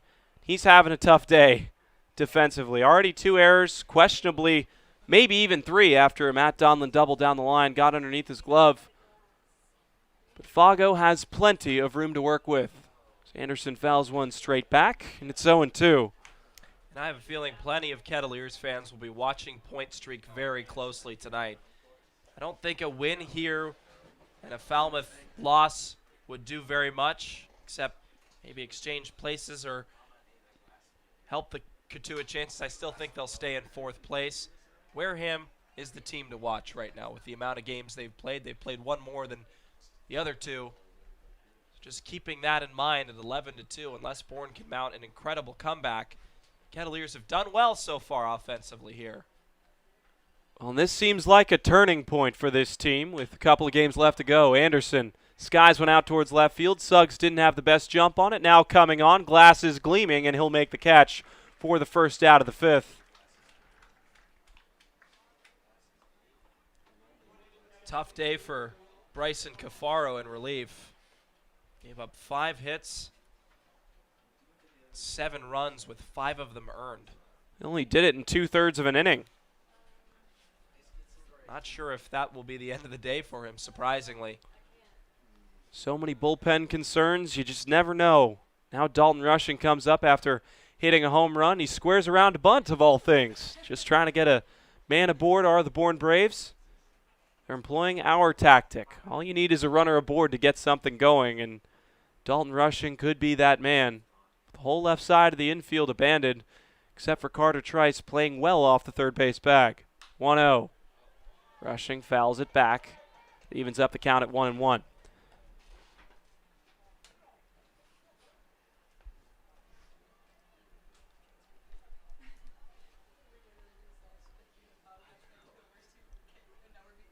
Bourne, probably the most complete team in the CCBL, but this game is evidence that anybody can beat anybody at any given time, especially when the postseason is incoming. 1-1 pitch. Fastball inside corner, and that was a pretty one from Fago. That's not an easy pitch to hit. A call by Gattani behind the plate. Fago looking more comfortable using the inside corner. Let's see if he goes with the breaking ball here. He hasn't had to use it lately. And he lights him up with a fastball upstairs. Pretty pitch by 38. That's strikeout number 2 of the evening for him.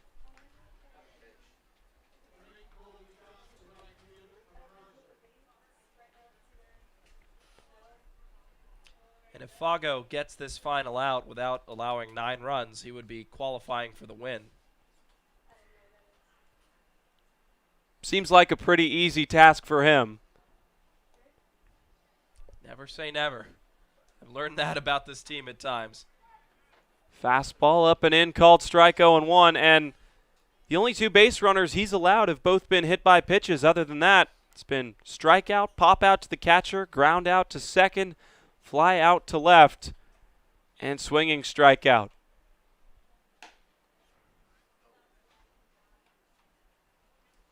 But this effectively does even more for the Kettleers as they're prepping for a big week this season.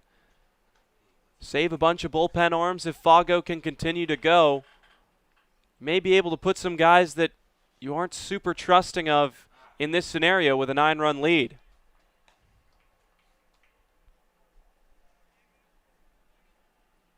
With a bullpen that's been pieced together over the last couple weeks of the season, there's certainly some guys that could use some in-game experience, get a couple more innings under their belt, because you're only as strong as your weakest link come playoff time. The 1-2 pitch. And it's hard to call these guys, any of them, weakest links because they're the best of any team that they've ever played on. That's why they're here. But some guys have had their struggles, and I couldn't agree more with that analysis, especially considering up 9 runs. You don't want to bring some different pitchers in that have been known to have a balloon amount of runs getting scored upon them. Fly ball lifted out towards Grady in center. He'll have plenty of room. Canicorn makes the catch. Fago retires 2, 3, and 4 in order. We'll go to the bottom of the 5th on the Kettleers Digital Network.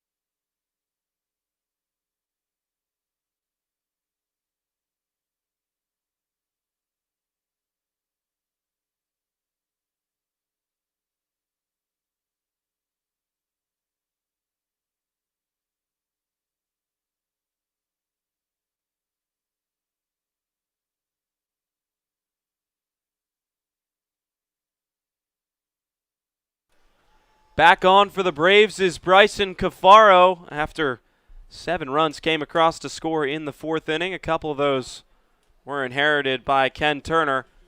But the Kettleers starting to look like the Harbor Hawks did against them last night. Only 4 runs off of the total that Hyannis managed to score against them. But Matt Suggs will come up to the plate after 10 men came up to bat in the 4th inning. He reached and later scored on an error by the third baseman, Max Anderson, who, well, we said it, he's played like Max Anderson at some games. Today, a little bit more like minimum Anderson. 1-0 to Suggs. Pretty fastball, and that has action like a changeup, essentially. It has break to the outside. Good movement from number 34. Suggs just looking to continue the hit parade for the Kettleers. 6th last inning. Taps one foul to the left side, and it'll be 1-2 for him once he gets back into the batter's box.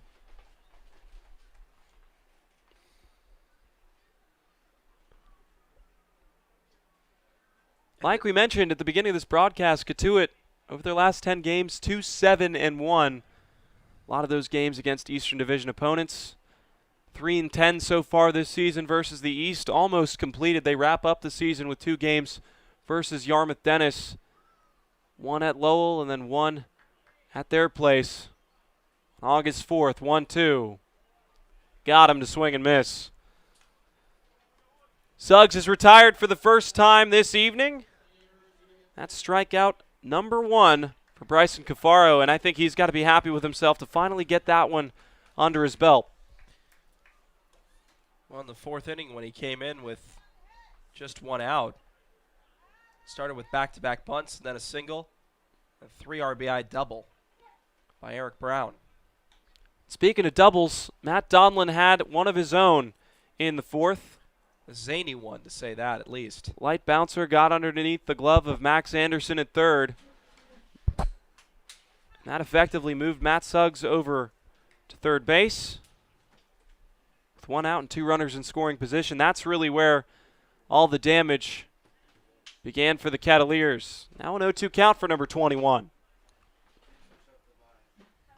Pitch.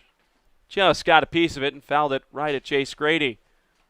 I was going to say, Stefan, if this score line holds as deep as we can possibly go into this game, it would be a statement win for the Kettleers. Possibly an entire season redefining win. 0-2. Popped him up. This may go into no man's land. Agnos drifting back, coming on to make the catch is Thomas. Little bit of miscommunication there, but 2 are down for the Kettleers in the bottom of the 5th inning. Chris, I think you're so right about that point. I really can't think of another statement win besides that early season victory at Yarmouth Dennis,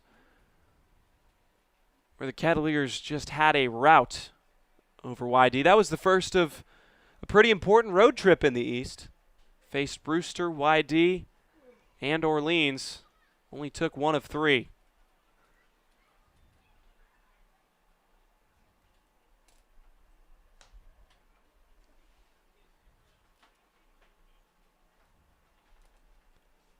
Chase Grady has gotten aboard all 3 times he's come up to the plate. Last time, had a bunt RBI single.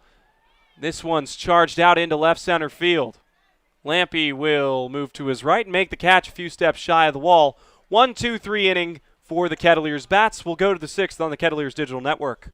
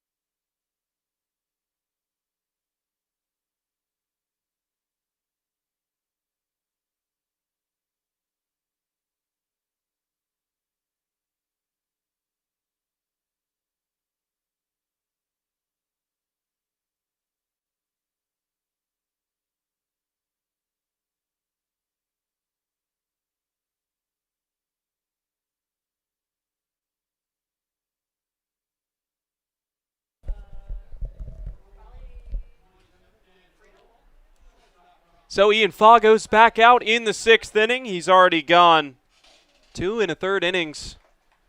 He does qualify for the win should Bourne's deficit stay where it is, or really any deficit at all. But he has 5, 6, and 7 due up. Schobel will lead him off after a base hit in the 3rd. That ended the day for Zach Fruit. So the single from Schobel knocked out the starter for the Kettleers in this game. Now Fago will get to face him for the first time and will have gone 1 whole way through the order with Schobel at the plate. There's the hook. Prettiest one he's thrown today, but still outside the zone, 1-1. Cotuit as a team batting .244. Those numbers are going to go up after today, no question. With 131 runs scored coming into the game. 4.88 ERA as a staff. You have to expect those numbers will go down as well. And 148 runs allowed. So coming into the game, they had a -17 run differential. Now 150 runs allowed, but 142 runs scored after, if it stays this result, already 10 hits today for Cotuit. On the flip side, Bourne has much better numbers as Schobel stares down at 2-1. Gets out in front of it. Chase Grady is going to have to come in and make a play, and he will. Good jump from number 4 in center field. One's down for Fago here in the top of the 6th inning. But anyway, getting back to that point, Bourne's coming into today's game with a 259 team average, with 146 runs scored. So that was 15 more than Cotuit scored as a team coming into today's game. The real big numbers, 2.94 ERA as a staff, only 93 runs allowed. I don't think we've run into a team that's had any less than 100 so far this season, and I don't think we've run into a team with those numbers since maybe the 5th or 6th week of the season. But Josh Moylan, once again trying to get aboard. He singled and was hit by a pitch. That started off the evening for Fago. Another chance for Jace Grady, and he makes it perfect. That's 3 straight flyouts to center field by Fago when you take the top of the 5th inning into account. Jace Grady getting plenty of work. And if you want the ball hit anywhere in the outfield, you want it hit to either the center field side or the right field side. Not going to take anything away from Matt Suggs in left, but defensively, you won't find much better of a combo than Grady and Bridges in center and right field. You want to hear an interesting stat, Steph?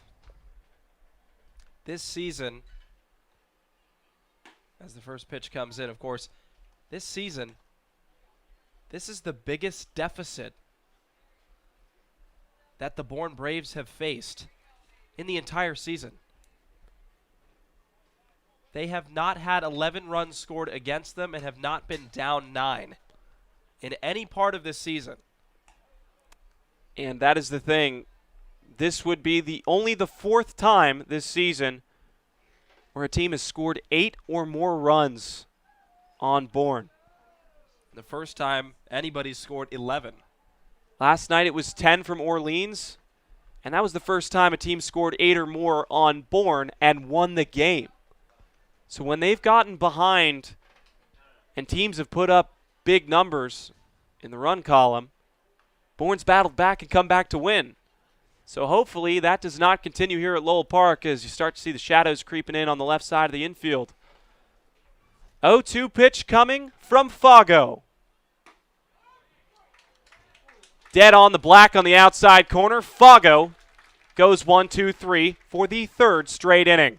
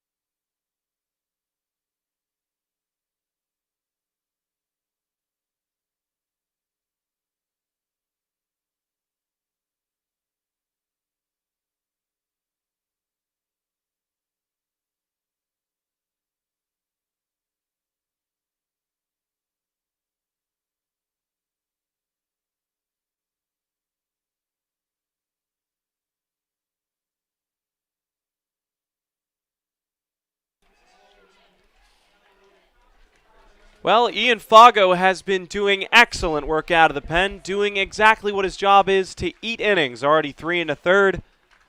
But now the number 2 man comes up for Cotuit, and they're up 9. So pretty much can do whatever you want. If you're Carter Trice in this situation, he'll get to face Bryson Cafaro once again. Last time these two saw each other, laid down a bunt for the 2nd straight bunt RBI single. Trice has reached base 3 times, one of which was a strikeout in the 3rd. Pretty interesting way to talk about it. The pitch got away. He managed to trek his way over to first. He tries to shoot the right side and fouls it straight back.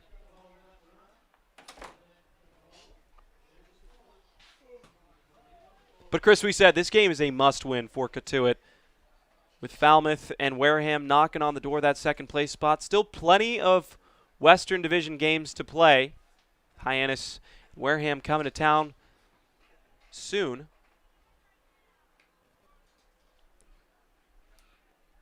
But you have to capitalize. You have to keep this going, especially into Hyannis tomorrow, and then Wareham on Friday, I believe. 2-1, Trice drives one out to left center field. Let's see if this one gets down. It does. Trice is going to round first. He's going to chug into second, and he'll get in with a stand-up double with nobody out.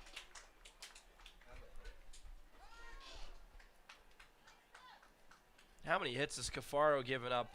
Now 6. Another runner in scoring position. It's been a tough day so far for him. Bring up Ryan Ritter, who had a single as well in that big 4th inning. That would score the 12th run of the game and make it a 10-run lead for Cotuit, who lost by 10 yesterday. It's important to pay attention to the couple of games that are being played today for the other 2 division opponents that are in the mix. As that curveball falls in for a strike. Haven't seen that one featured as much, and it's surprising because it is deadly. It has great break. Don't want to throw anything in the wheelhouse of Ryan Ritter. He is scalding hot. 0-1 to Ritter. Big cut goes down to an E. It's 0-2 for him, but Falmouth is at home against Hyannis, and Wareham is at home against Chatham. So both teams facing opponents that are at the bottom of the table for their respective divisions, and a good chance for Wareham and Falmouth to capitalize. You'd hope as a Kettler fan that one of those teams, if not both, can have losses. Ryan Ritter out in front. Let's see if this bloops in. It's going to get down. Carter Trice is going to be held up at third. Another multi-hit performance for Ryan Ritter. Pokes the bat head out. That's not Agnos at second base. It looks like, oh no, it is. Colby Thomas was near second base there. Agnos tried to get back there, get the ball. He just couldn't sell out enough. But this is box office moment right here, right now with Eric Brown. Already has a single and a double with 4 RBIs. Get even more here with nobody out in the 6th. Eric Brown already has 4 on the evening. First pitch to Brown. Falls in for a strike. Let's see if he continues to mash at the plate with his hitting coach in attendance. Love to talk to him after the game and just see how good he feels. His hitting coach sitting down near the Kettleers dugout in a blue shirt and a nice bucket hat. Got to protect himself from the sunlight. Right next to my grandparents, actually. As the changeup misses outside. 1-1 for Brown. You can tell the bucket hat is useful in, Conway, South Carolina? Right near Myrtle Beach. But he knows he's on camera, and, you say Chris and I have faces for radio. Eric Brown, good-looking guy, face for TV. So it's a 2-1 count to number 2. So I'm getting word this is his personal hitting coach. It's not a Coastal. And I'm wondering if that's probably the way that it goes. I don't know how many coaches can come up and if there's anything with the NCAA that involves that. But still, he's swinging a hot bat in front of his hitting coach that has meant a lot to him in his career. So Brown skies one out to right field. If it's deep enough, it'll score Carter Trice from third. Let's see. The throw's going to come in from Thomas, and it is not in time. Eric Brown with a 5 RBI day.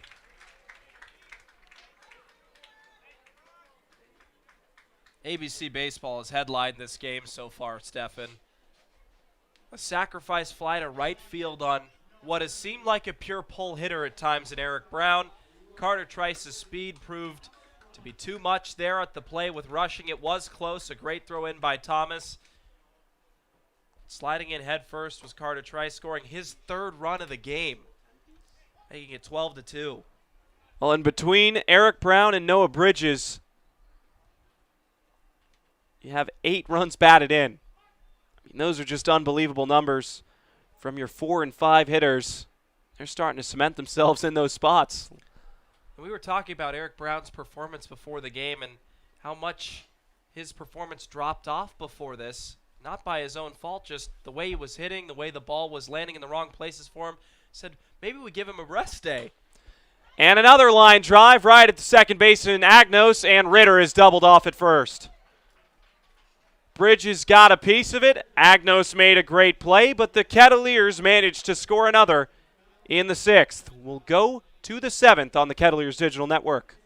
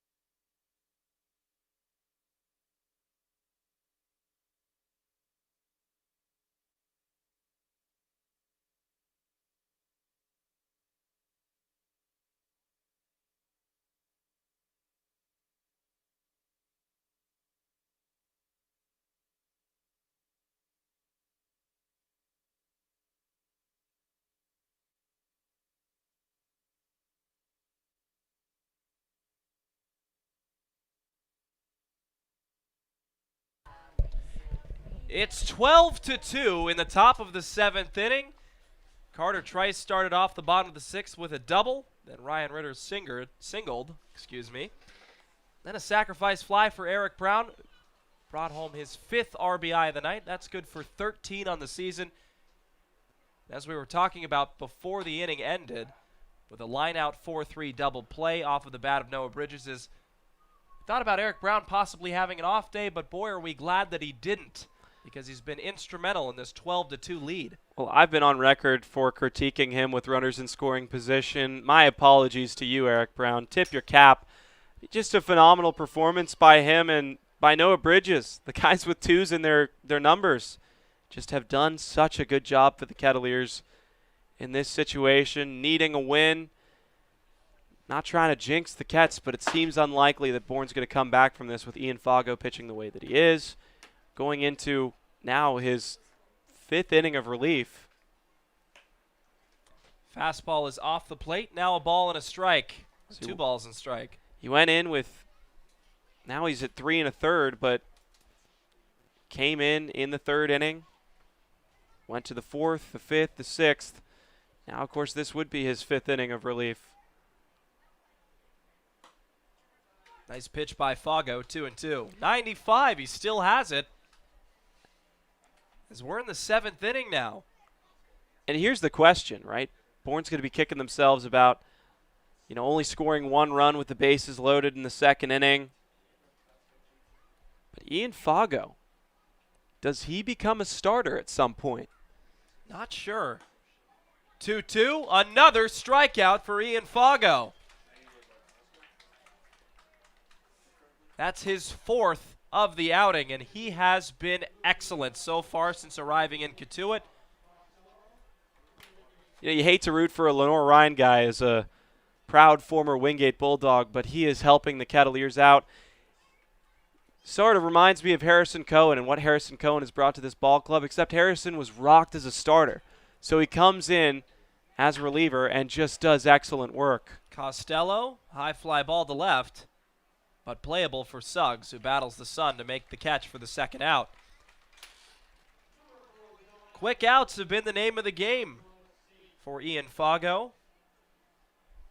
Since coming on in the third inning, his last 3 full innings have been 1-2-3s and has a chance to do it here against Joe Lampe in the 7th. Lampe is 0 for 3 with a pair of groundouts and a strikeout swinging. Fastball left up, it's 1-0.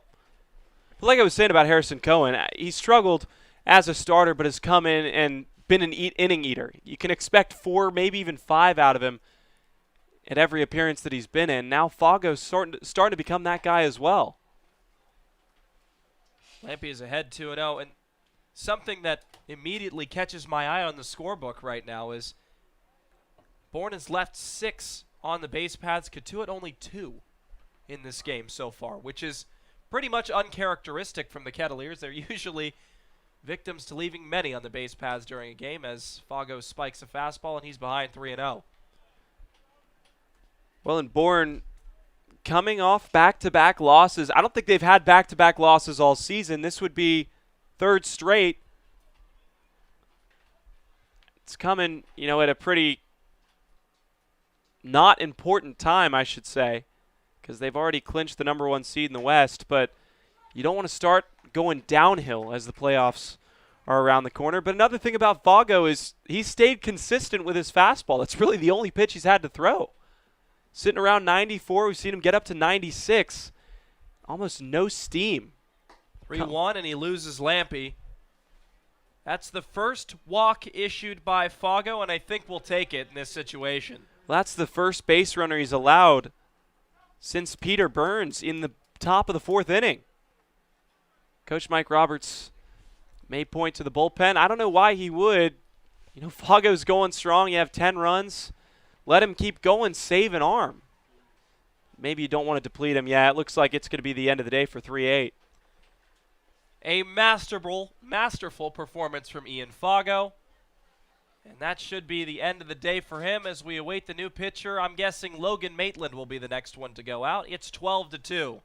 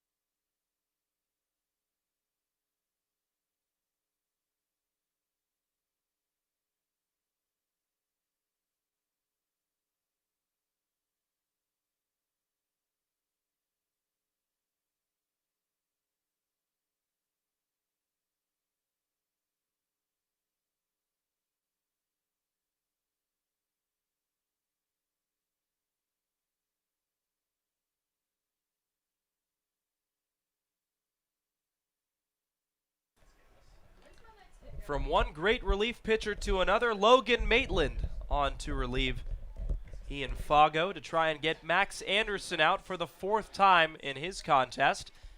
1.58 ERA, 0 saves, 5.2 innings pitched, 8 strikeouts and 4 walks while giving up 5 hits. Doesn't want the inning to extend any longer. Fago, went 4 innings, no hits with 4 strikeouts. As the strike goes across, Lampy will take second base, but no coverage. When you're up 10 runs, you don't really have to cover the bag. Well, you don't want to compound mistakes. Matt Donlin doesn't even need to make that throw. He's on the record as not being sold on Logan Maitland after his first appearance, but since then he has been phenomenal. He has thrown his pitches, pounded the zone. Batters have really struggled to see that slider coming out of his hands. Really becoming one of the bigger parts of this bullpen. Chop to third. Trice tries to run it on, but it bobbles out of his glove. Yeah, and that's the 5th hit of the game. That's the right call.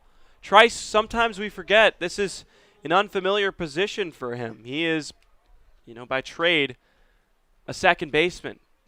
He's filling that void over at third base out of necessity. Still learning on the fly. And when you're learning on the fly against some of the best competition in the country, you're going to have some difficult plays to be made. Lampy at third base now. Anderson at first for Dalton Rushing. First pitch for Maitland, fouled all the way back. Watch out, Cars. It's 0-1. Last time we saw Logan Maitland, it was against Falmouth in that 9-4 loss. He went an inning, gave up a hit, and had 2 strikeouts. That 1.58 ERA is truly representative of how well he's done in the pinstripes for Cotuit. 0-1. Rushing. Are they going to appeal? They will not. It's a ball and a strike. Well, and he's a guy out of UMass Dartmouth that's, not traditionally from a big Power 5 baseball school. He's just out here to compete. It's a great attitude. One of the happiest guys to be here that you'll see, but that's the pitch that I'm a little bit concerned about. It's that breaking ball, that slider that sometimes gets away from him. He has that big leg kick that goes outwards towards the right side dugout. And it makes you think sometimes he doesn't know where the pitches are going. But it's unbelievable how accurate he's been as a pitcher with a release like that. 2-1. Gets the outside corner for a strike. Now it's 2-2. Can Maitland end it with 2 aboard here in the 7th?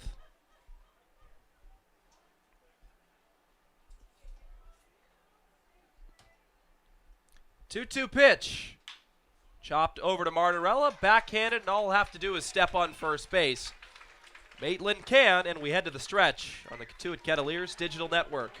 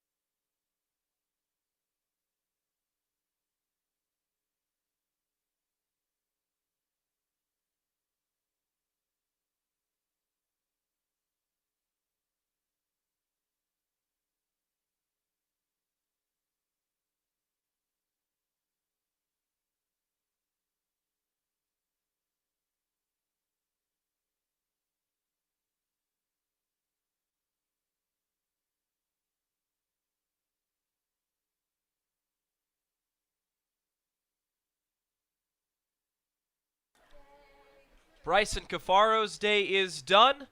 He went 2 2/3 innings, 7 hits, 8 runs, 6 of them earned, no walks and 1 strikeout, bringing away for Josh Eknes out of Lamar University. 0-0 so far, 2.89 ERA. Has started in 1 game, played in 6. 9 1/3 innings pitched, 9 strikeouts, matched with 9 walks. First person he'll face is Brett Roberts. Roberts fouls it away. Last time Roberts came up, he sent one the other way, and it went over the wall for his 2nd home run and 10th RBI of the season. Here he's behind 0-2 after a wicked slider. And Chris, what you can expect out of Eknes is that he's going to be the final man out of the pen for Bourne. Makes no sense for them to use any other arms. Now, again, they're not in the same situation as Cotuit. They're already clinched for the playoffs, but don't want to run the risk of having anybody get injured. Save your arms. You want to still be competitive down the stretch. And if Bourne has pride as a team, they're going to want to continue to win as many games as they possibly can to have one of the best records in CCBL history.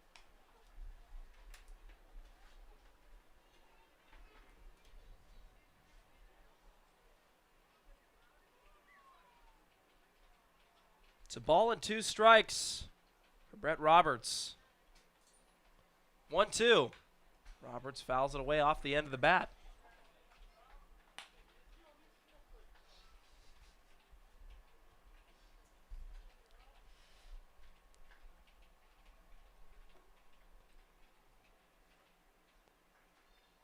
The 1-2 pitch. Got him to swing and miss. That's how Eknes will start his outing. That's a breath of fresh air for Bourne. Everybody's had their struggles on the mound so far today. Talk about Bryson Cafaro's line. Just not the best.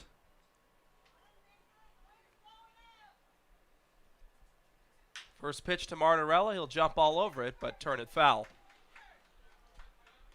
That was at 97. So that's one of the faster pitchers the Kettleers will see all season. Imagine if Reggie Crawford was still here. Diving play there from Schobel, and his hands hurt as Martorella reaches. That's most likely the 6th hit for the Kettleers, or 13th hit, excuse me.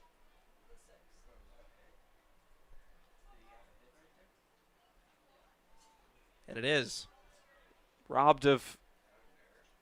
Almost robbed of a base hit, I should say. Schobel made a good play over the middle. Just when he hit the ground, the ball came out. Martorella laced a 96-mile-an-hour fastball, and that's typical Nathan Martorella. He is not afraid at the plate by any means at all. Wants to go down and get it, continue to work. Very gritty baseball player is Nathan Martorella. That ball gets away from Rushing, and Martorella will head to second base. So the Kettleers once again have a man in scoring position. Eknes, really, you're in for a penny, in for a pound here. Kettleers are up by 10 in the bottom of the 7th. You're not too worried if a run comes across. Maybe if you're worried about your statistics, you are. But in terms of this game, likelihood for Bourne is they're just trying to get out of every single inning. That runs way inside to Suggs. 2 balls, no strikes. That's 95 at the neck. I mean, it's really lucky for Suggs that he got out of the way of that one because that pitch is dangerous. Cotuit faces Bourne one more time on August 2nd. That's Monday. That's at Doran Park, where the Kettleers have had 50-50 success. 3-1 game the last time where they lost with Jake Brooks on the mound, but they handed Bourne their first loss of the season there earlier in the season. So see what happens. It'll be the final game that'll decide the tiebreaker. A high fastball gets all the way to the backstop. Martorella will take third. So pass ball from Rushing, and now a wild pitch from Eknes puts another Kettleer in scoring position.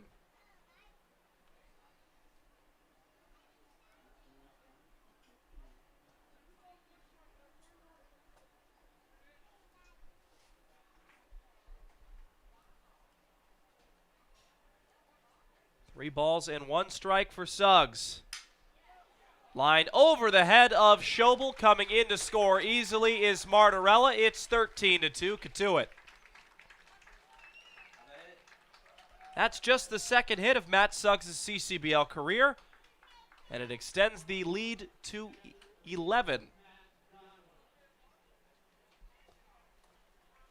Well, and that was a broken bat single, and that's one of the most frustrating things as a player because these guys don't have sponsorship deals despite the NIL agreement that's just been reached, but you have to find new wood bats. There's only so many that you can use, so many that you like. Donlin stabbed by Anderson, second to first. It's a 5-4-3 double play, the second of Donlin's day, and the side is retired. We head to the eighth on the Cotuit Kettleers digital network.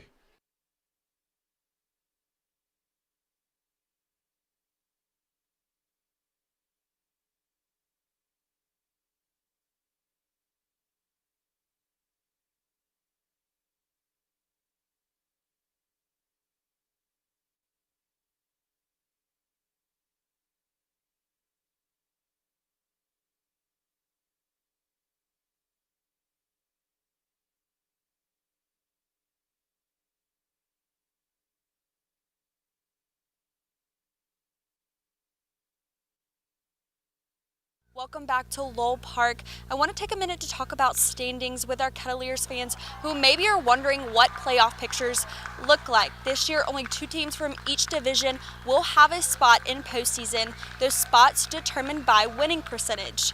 A point for a win, a half a point for a tie, and then divided by total number of games played. Wareham sits at .465, Falmouth trailing closely behind at .464, and the Cotuit sits with a .431.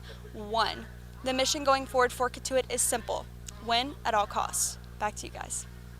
Welcome. Lauren Kirkley providing us with even more updates about standings and the way that the playoffs are going to be calculated, as she mentioned too in her wonderful report. As you look at point streak, it's completely different from how the actual measures would be. Now, the West Division is in place right now, the same way the scoring percentage works. Bourne in first, Wareham in second, Falmouth in third. We are in fourth, and Hyannis, well, they're dead last, but they've been doing much better. We have to run into them tomorrow here at Lowell Park after a 15-5 win from the Harbor Hawks at McKeon yesterday. You talk about how this game goes. Currently, Falmouth is leading against Hyannis at Gov Fuller Field. So first pitch comes in. Thomas takes a strike. Falmouth would earn their 13th win.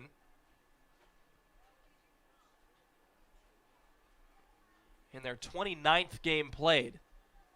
Another pitch, this time low, 1-1. So they would command a .4827 win percentage with a win tonight. As Thomas inside out swing, Martorella will flip it to Maitland for the first out of the eighth. Gets it in on the hands. Maitland's still competing out here. To him, it's a 0-0 ball game, and you love to see that. Just the intensity that he brings when he gets out there on the mound. Kettleers only need 5 more outs to beat really their biggest obstacle when it'll come to the postseason. First pitch strike. It's 0-1. Cotuit with a win today would have a .45 win percentage, which is still less than Wareham and Falmouth today. It's all going to come down to how Wareham and Falmouth do in their games today.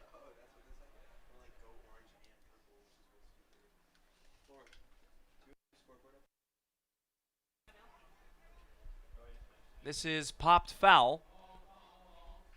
So now it's a ball and 2 strikes to Tanner Schobel, who's walked, singled, and flew out to center field. Wareham's game against Chatham is a late start at Spillane Field. That's going to be sort of hang on the edge of your seat when it comes down to it. I just have a feeling it's going to come down to 1 or 2 games, maybe even the last game of the season for Cotuit. With these early starts, going to be, finished with the game before the other two teams' games are halfway over. So you're going to just have to sit and wait to see if you're making the playoffs or not. Of course, unless some of these games start going in favor of the other teams like they have for the last 10 for Cotuit. 2-2 to Schobel. He fouls it away. Turned up the RPMs there, 91. I don't know if we've seen that from Logan Maitland so far this season. He's sat at around 89, but with some pace. Looks like he's getting some swagger and some confidence out there. 2-2. Slider away. Doesn't get the call behind the plate from Gattani. I just wanted to go back to the win percentage idea. You say the .45 is still less than the .464 and .465 that Falmouth and Wareham already have. So with losses, of course, that percentage would drop with an extra game being played and the number not changing at all. But Cotuit still behind in this situation. Well, it's bittersweet, right? A win is great, but you add another game. So your percentage is only going to go up so much. What you need is a win and for the other teams to lose. So if, we're going to get a scoreboard update here in a minute soon from Lauren Kirkley to tell us what's going on around the league, which is such an important feature of this broadcast. You find out a little bit about what this means for Cotuit. They're already working at a deficit, right? You need Falmouth and Wareham to lose. Wareham has played more games than both Cotuit and Falmouth, but at this point they've won more games and they've tied more games. So they're putting themselves in a prime position, and they're running into two weak teams tonight. Even if we win tonight, we're still 3 games under 500. Which is hard to think about. There's a line drive into center field. Grady coming on. He'll let it drop. Takes an awkward hop. But is able to keep it in front. Another base hit for Josh Moylan. Now there's runners on first and second for Zach Agnos. Well, Maitland gave up a piece of solid contact. That's his second hit allowed this evening. I don't think there's any intention to pull him from this game. I think the rest of the way belongs to number 47. What you don't want to do is start letting Bourne go on a roll here. Don't want to let them start to build some momentum in this game. Just place your pitches and see what can happen.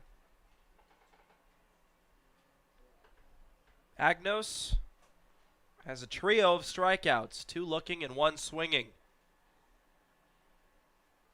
Maitland would like to make that 4, or a ground ball would be great as well. But he's losing him.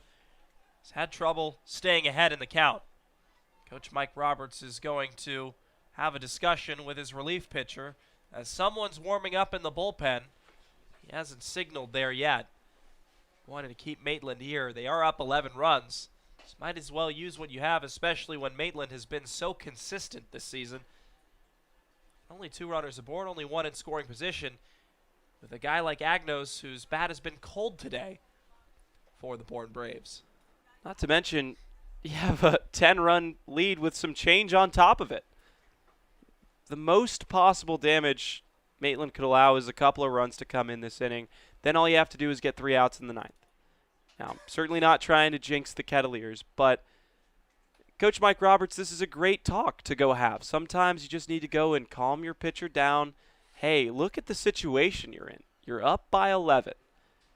You can close the door, be the hero in a game that we're destined to win. So just throw the ball over the middle of the plate. If he hammers one over the fence, so be it. But just make sure you're throwing strikes. That's the important part. He doesn't want him to start losing faith in his pitching down the stretch here.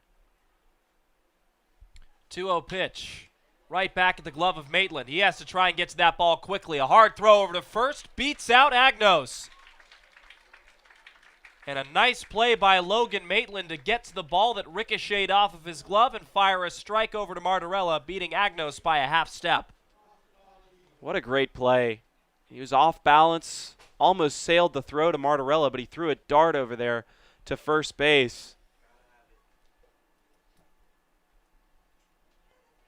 He's almost out of the woods here in the 8th.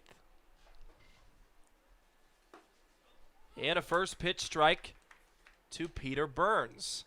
So now it's 0-1. 2 down with runners on third and second.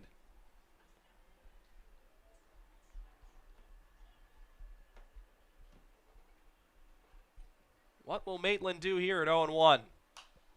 We get Burns to foul it away, and now Maitland ahead in the count, which is a very nice possibility for number 47. If he could get out of it, he would leave runners 9 and 10 left on the base paths for Bourne this evening at Lowell Park.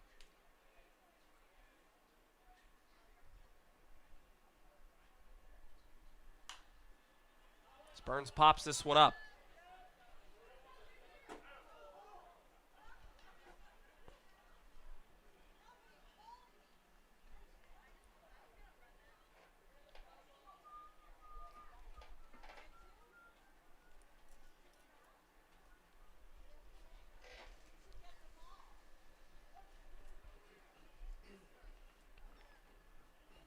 Sounds like a car might have gotten hit on that foul ball. I hope it wasn't my grandparents. They always park in that handicap spot.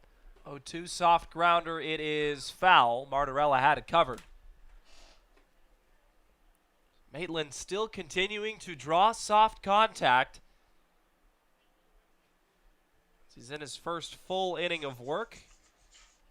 Came in, gave up a base hit. And after that, it's been pretty smooth sailing. Now, there are 2 runners in scoring position, but the Kettleers are up by 11 runs. Chris, would you believe me if I told you it's only been a 2.5-hour game? 0-2 pitch. Did the slider get the call? It did not, but it was pretty. I can't believe it, Steph. Light isn't fading yet. Kettleers would quickly like to turn it over to their offense. Maybe a quick inning there. Close it out with an 11-run lead. 1-2 pitch. Defensive swing. Line foul. Suggs was on the chase, but he wasn't going to get there. Mike Roberts is going to go to the bullpen. And this is interesting at this point. You go to the bullpen with 2 runners in scoring position. Maitland comfortable in the situation. After a foul ball that wasn't even hit very hard. And Burns essentially all defensive swings. Now, I don't know what this is. Is this part of the old strategy of possibly making sure the light goes out? I just am not a fan of this decision. It looks like Hamilton Oliver is going to come out of the pen, and you're using him for the second straight day to get 1 strike. Well, it is Hamilton Oliver coming on, and we'll have more after this.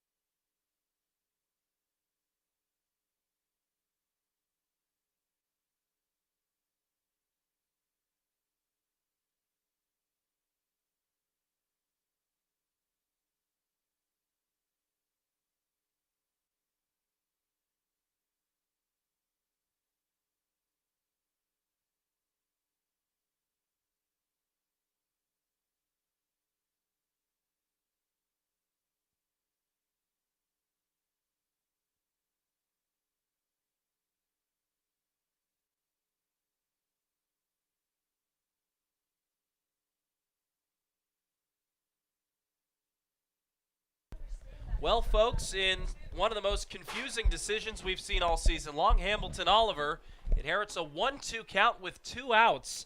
against Peter Burns with 2 runners in scoring position, up 11 runs. That's really the big exclamation point on an interesting mound visit from Coach Roberts. And we're just scratching our heads in here trying to figure out what the game plan is with having Hamilton Oliver not only come in, but come in on back-to-back days. Are you trying to establish him as your closer with the 9th inning coming up? That's the only logical explanation, if any, that we could give Hamilton here. You're using an arm when you need your bullpen. Your bullpen has been spotty at best over the last few games. I mean, we were 2-7-1, about to improve to 3-7-1 over our last 11. You have Hyannis coming into town, Wareham coming into town. I know you have an off day on Thursday, but I just don't understand the decision-making process that rationalizes having Hamilton Oliver come in for just 1 strike, cold, with 2 runners in scoring position. Well, luckily we don't have to. We just talk into the microphone, but still we are scratching our heads here. It could take 1 pitch from Hamilton Oliver, who's ahead in the count 1-2 against Peter Burns, to get out of it. That's a fastball low. It was close. It's 2-2. And now to Oliver's credit, he's been much better here later in the stretch of games that have been unfortunate for Cotuit, but in big situations where Cotuit's been up or down by a lot, Oliver has provided some stability. 2-2 pitch. Okay, it took 2 pitches for Oliver to get out of it. A strikeout recorded for Hamilton, and we head to the bottom of the 8th.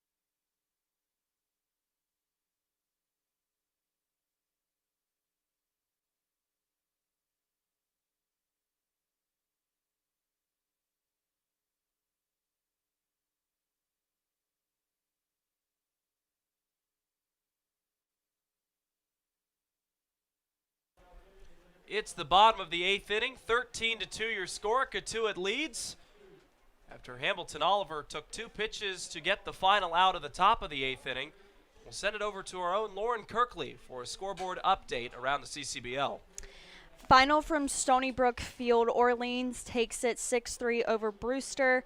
And then top of the 3rd at White House Field, Harwich up 1-0 against YD. Now, if you are a Cotuit fan, you're pulling for 2 teams tonight. Hyannis over Falmouth.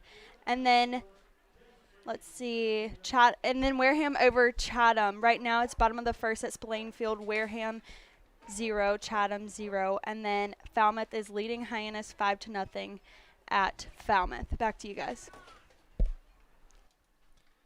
Thank you so much, Lauren. As Jace Grady turns on at foul, went the other way. He's quickly behind 0-2 against Ekness. Lauren's certainly right. The 2 teams you're rooting for are Hyannis and Chatham in this situation. Bourne has already punched their ticket as the number 1 seed in the CCBL West. First time since 2014 they've done that as Grady goes deep to left field. Moving on is Costello and making the catch. Well, Grady has 2 flyouts in his last 2 at-bats, but Falmouth leading 5-1 against Hyannis. Very different situation that they're into. Fortunately for the Kettleers, they're winning against the best team in the CCBL. That was an absolute must because Wareham and Falmouth are running into 2 teams that, well, let's face it, are on the weaker side of the scale for the CCBL, and you have to think that they're going to capitalize on both of those games. So unfortunately for the Kets, if things continue to stay the way that they are for Falmouth at least, it's not going to be a ton of movement for them in terms of winning percentage. Now, one silver lining is maybe Wareham drops a game and they'll move down in the totem pole in standings, but you have 2 teams along with Cotuit that are pretty much neck and neck for that number 2 spot. So be sure to follow along for winning percentage all over the capeleague.org website. They'll have the most accurate updates in winning percentage. We'll try to do our best, but we're not math majors. We are definitely bachelors of arts, if you will. Well, even that is sometimes a stretch. Command of the English language is a little bit off sometimes. Today for me especially. Trice evened up at 2-2. He's had himself quite the day. 3 runs scored and a 3-hit day, 2 singles and a double. His next pitch spiked in the dirt. Eknes wants to get this second out. Eknes has done good work since coming in, but he's been erratic. That's the thing. He's been wild, had a couple of pitches that have gotten away, and Bourne, you just want to get out of this inning. You don't want to extend it. You don't want to let the Kets do any more damage.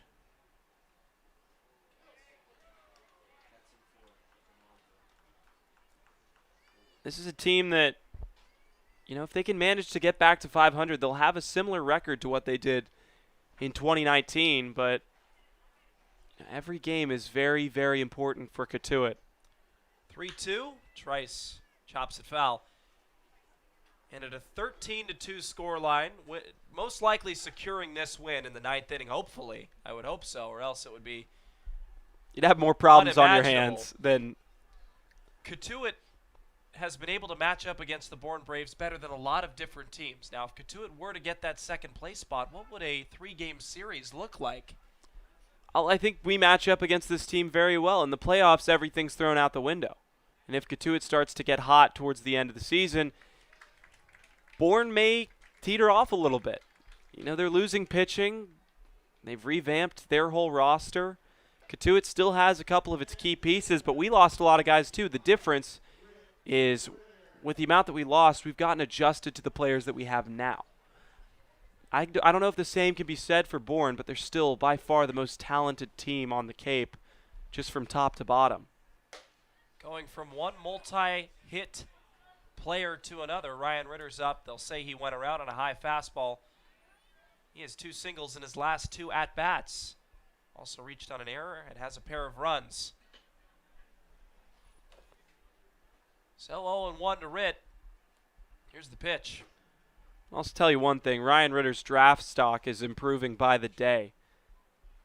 You know, when he started the season, was not swinging the bat well. He wasn't in the lineup, wasn't starting. He was essentially an off-the-bench player from the right side of the plate. Now, might be this team's best hitter. 1-1, fouled away, make it 1-2. This guy's out of a junior college in Illinois. Coming off his first real season in the SEC, put up pretty good numbers. But he is going to bounce back in a big way at Kentucky. You can believe that coming soon for the man right outside of Chicago. 1-2 pitch, breaking ball stays up.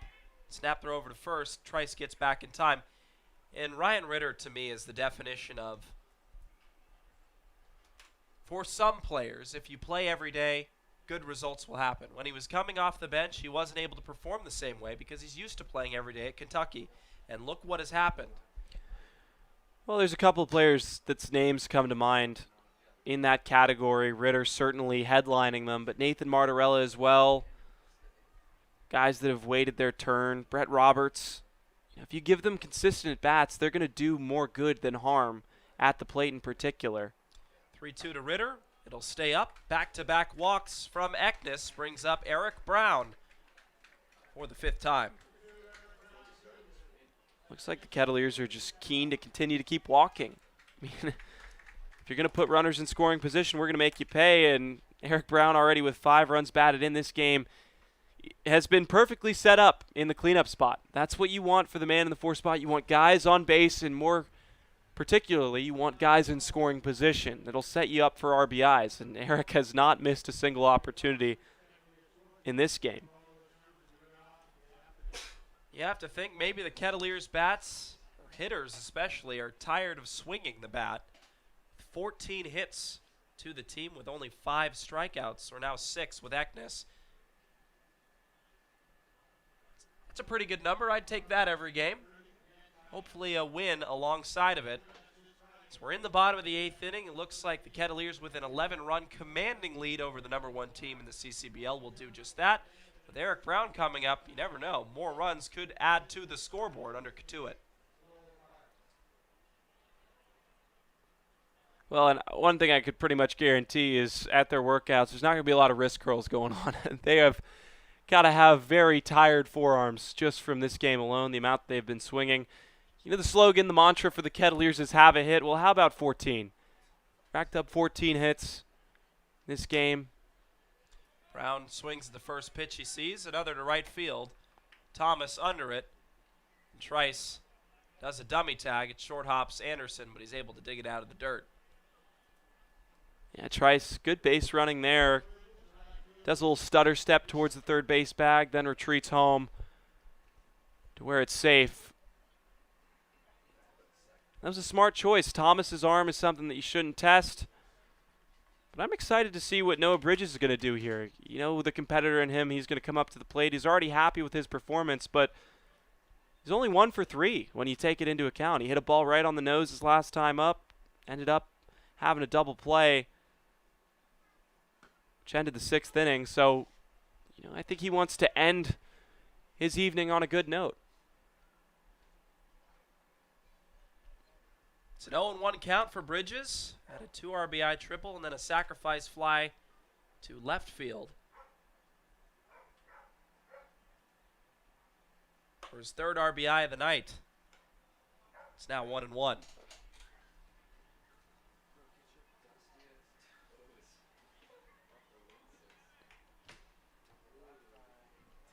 Really happy for Noah Bridges, just the player that he is, coming in here, showing his stuff, making the most of this opportunity. He's a really nice guy, a good guy from North Carolina, seeing the most out of his opportunities. From what I understand, he had a couple of calls from some teams in the MLB, and rightfully so. But I wouldn't be surprised if he starts getting a couple of calls over the next couple of weeks. And he's one of those guys that isn't worried about a number. He just wants to go out and play baseball. As he fouls the next pitch away, 2 balls and 2 strikes. I think you're absolutely right, Stefan. Bridges has a unique talent at the plate. He said his batting average doesn't reflect the hitter that he is. Talking about UNC Wilmington. Here, his batting average seems to. It's teetering close to 300 now. After the game is all said and done, the RBIs are there as well. 2-2. Stays up and away. Another full count scenario for Eknes. I was just about to say, how many full counts has Eknes given up? Just can't get himself ahead in the count. He's really struggling. And right now it's looking like they're using him in this situation to just get him comfortable, finding the zone, and he just hasn't been. Unfortunately for Bourne, they just need 1 more strike. 3-2 head start. Bridges lifted into right field. Easy enough play for Thomas. And the side is retired. We head to the 9th where the Kettleers hope to close it out by 11 runs. Up next.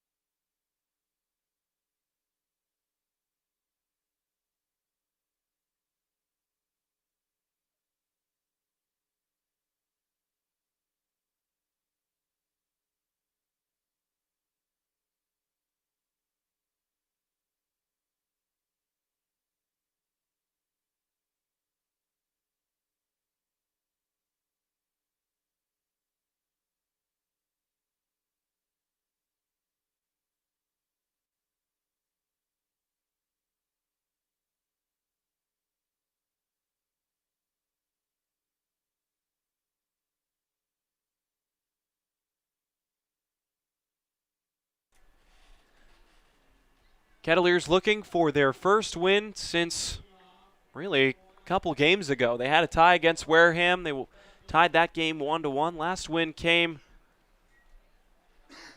on July 22nd at home against Hyannis.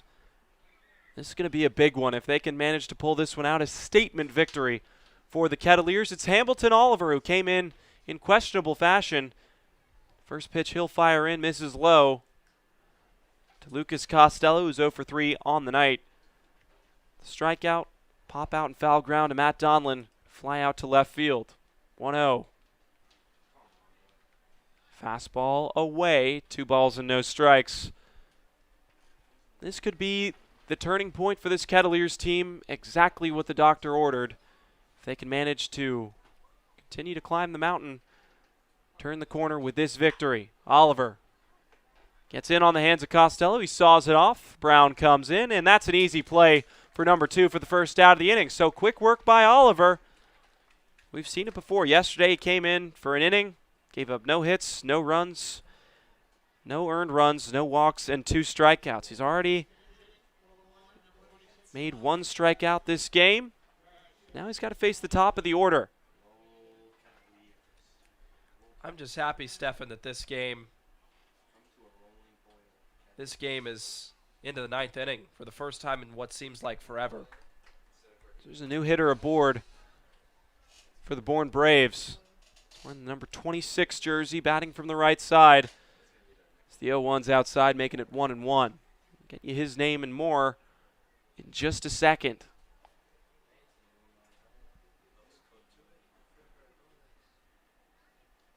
One pitch coming in from Oliver. Once again, popped him up. Ryan Ritter will camp underneath, and that will retire John Garcia out of Grambling State. So 2 are down quickly. Hamilton Oliver doing good work. He could match his totals from last night. Actually, he'd already go above his totals, going in an inning and a third after inheriting a 1-2 count from Logan Maitland. But perhaps with a strikeout here, he'd get Max Anderson, who's singled his last time up. Big breaking ball. It's 69 miles an hour. My goodness. Falls in for a strike, making it 0-1. Curveball in the front door, just pretty. Then changes speeds, but misses low and away, 1-1. Looks like this game is pretty much set match for the Kettleers. 1-1.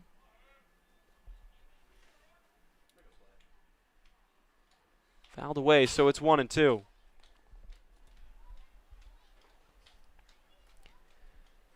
Here comes the 1-2 from Oliver. One up to get it. Slicing foul to the right side. So Anderson certainly not giving up in this at bat, fighting for every pitch. Just under 3 hours here at Lowell Park in a game that, if you told me it was a 13-2 battle, or lack thereof, I should say, I wouldn't have believed it would have been anything less than a 3-hour game. 1-2 again from Oliver. Got him out in front. It's a victory in the village for Cotuit. They improve to 13-16-1 and get a much-needed win. Bats were alive. Pitching was good. Relief pitching was sensational. The voices of the village sign off. Thank you so much to our entire crew.